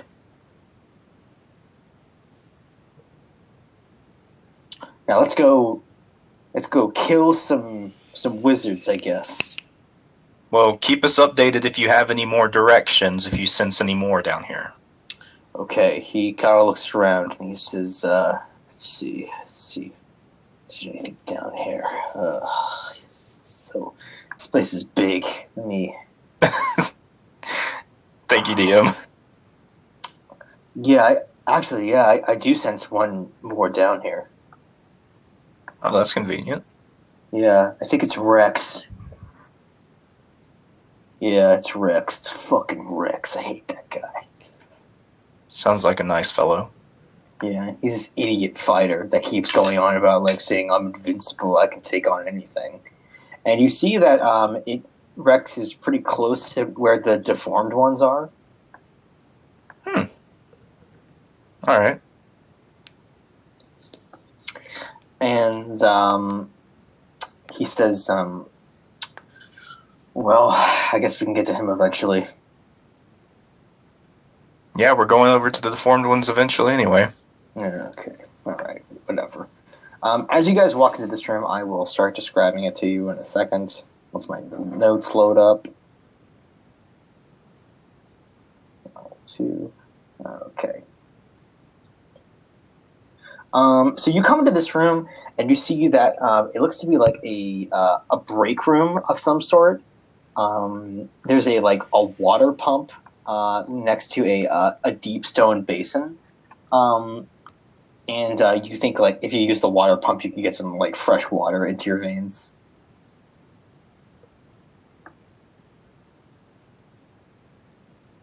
You said you needed a drink, right, Harmony? Well, that water skin sorted me out. All right. Eriazzo will go fill up his water skin from the pump.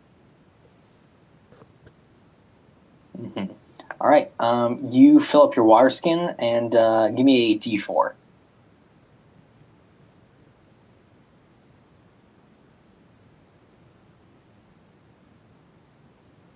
All right. With a D4, you see that you just get regular water.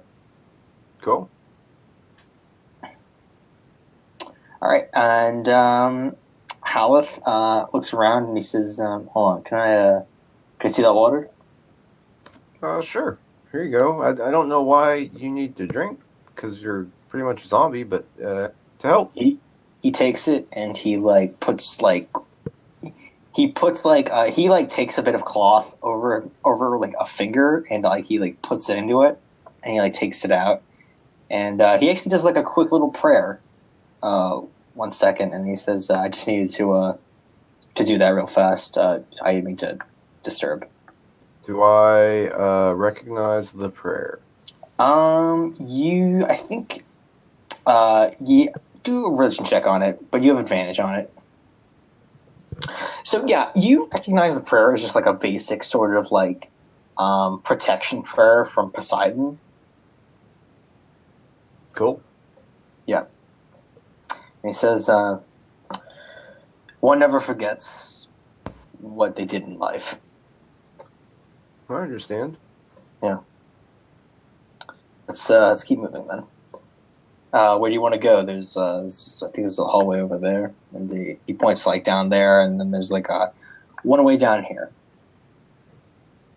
Well, I gotta do a really early shift tomorrow, so I'm gonna have to pop up.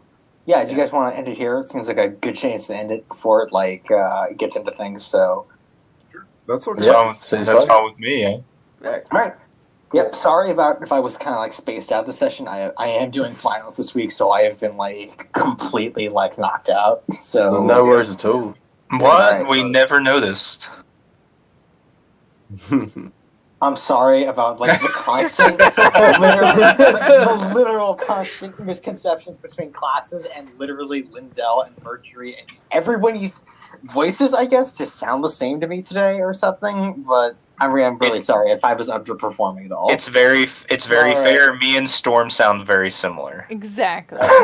Okay. Also, I sound so much like everyone when I put an inflection on my voice every time I talk as Gildas. Yes, I'm sorry, but yeah. So next week I should be all good to go. Before we do though, I know that Christmas time is coming up, so that I know like people are getting together. So like if anybody can't make it to the session, I totally understand.